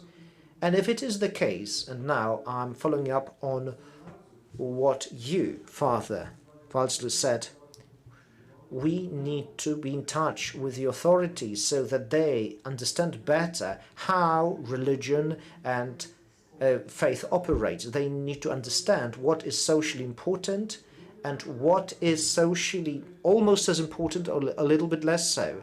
They need to understand that we are talking about issues that are very important. And if it is important for the people, it is important socially, and thus it is important for the society. Let me thank you here. The panelists never dispel the doubts that I can hear in the Polish church. Because, there are certain doubts when it comes to theology, just as you, Father, mentioned. There are certain minorities present there, but those minorities are also important. The pandemic one day will be over, and the issues and theological problems will remain.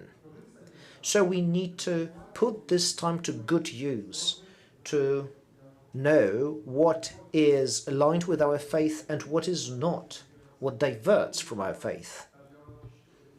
And the educational activities are also important.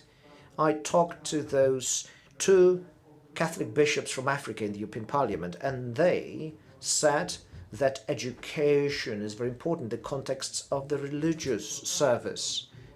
You can reach out to people using the spiritual space. Unfortunately, we are looking at actions that are irresponsible. I mean both the politicians and the people of the church. Some of them are acting irresponsibly, and that needs to be spoken honestly. Because that's what responsibility is about. Thank you very much to all of you. Those who are online, I'm sure they'll put their hands together in front of the computer screens. Thank you to all those present here. I'm really happy. I have known you, gentlemen, but the reality exceeded my expectations. To continue our debate. Thank you. Ja również chciałbym. Let me also thank the panelists and our guests that are following us online. I believe it was quite encouraging in the context of what we're going to talk about tomorrow. So tomorrow we're going to talk about Europe in the face of the pandemic. General Bogusław Pacek will be one of the participants. Dr. Władysław Kosimiarz-Kamysz has confirmed his attendance as well.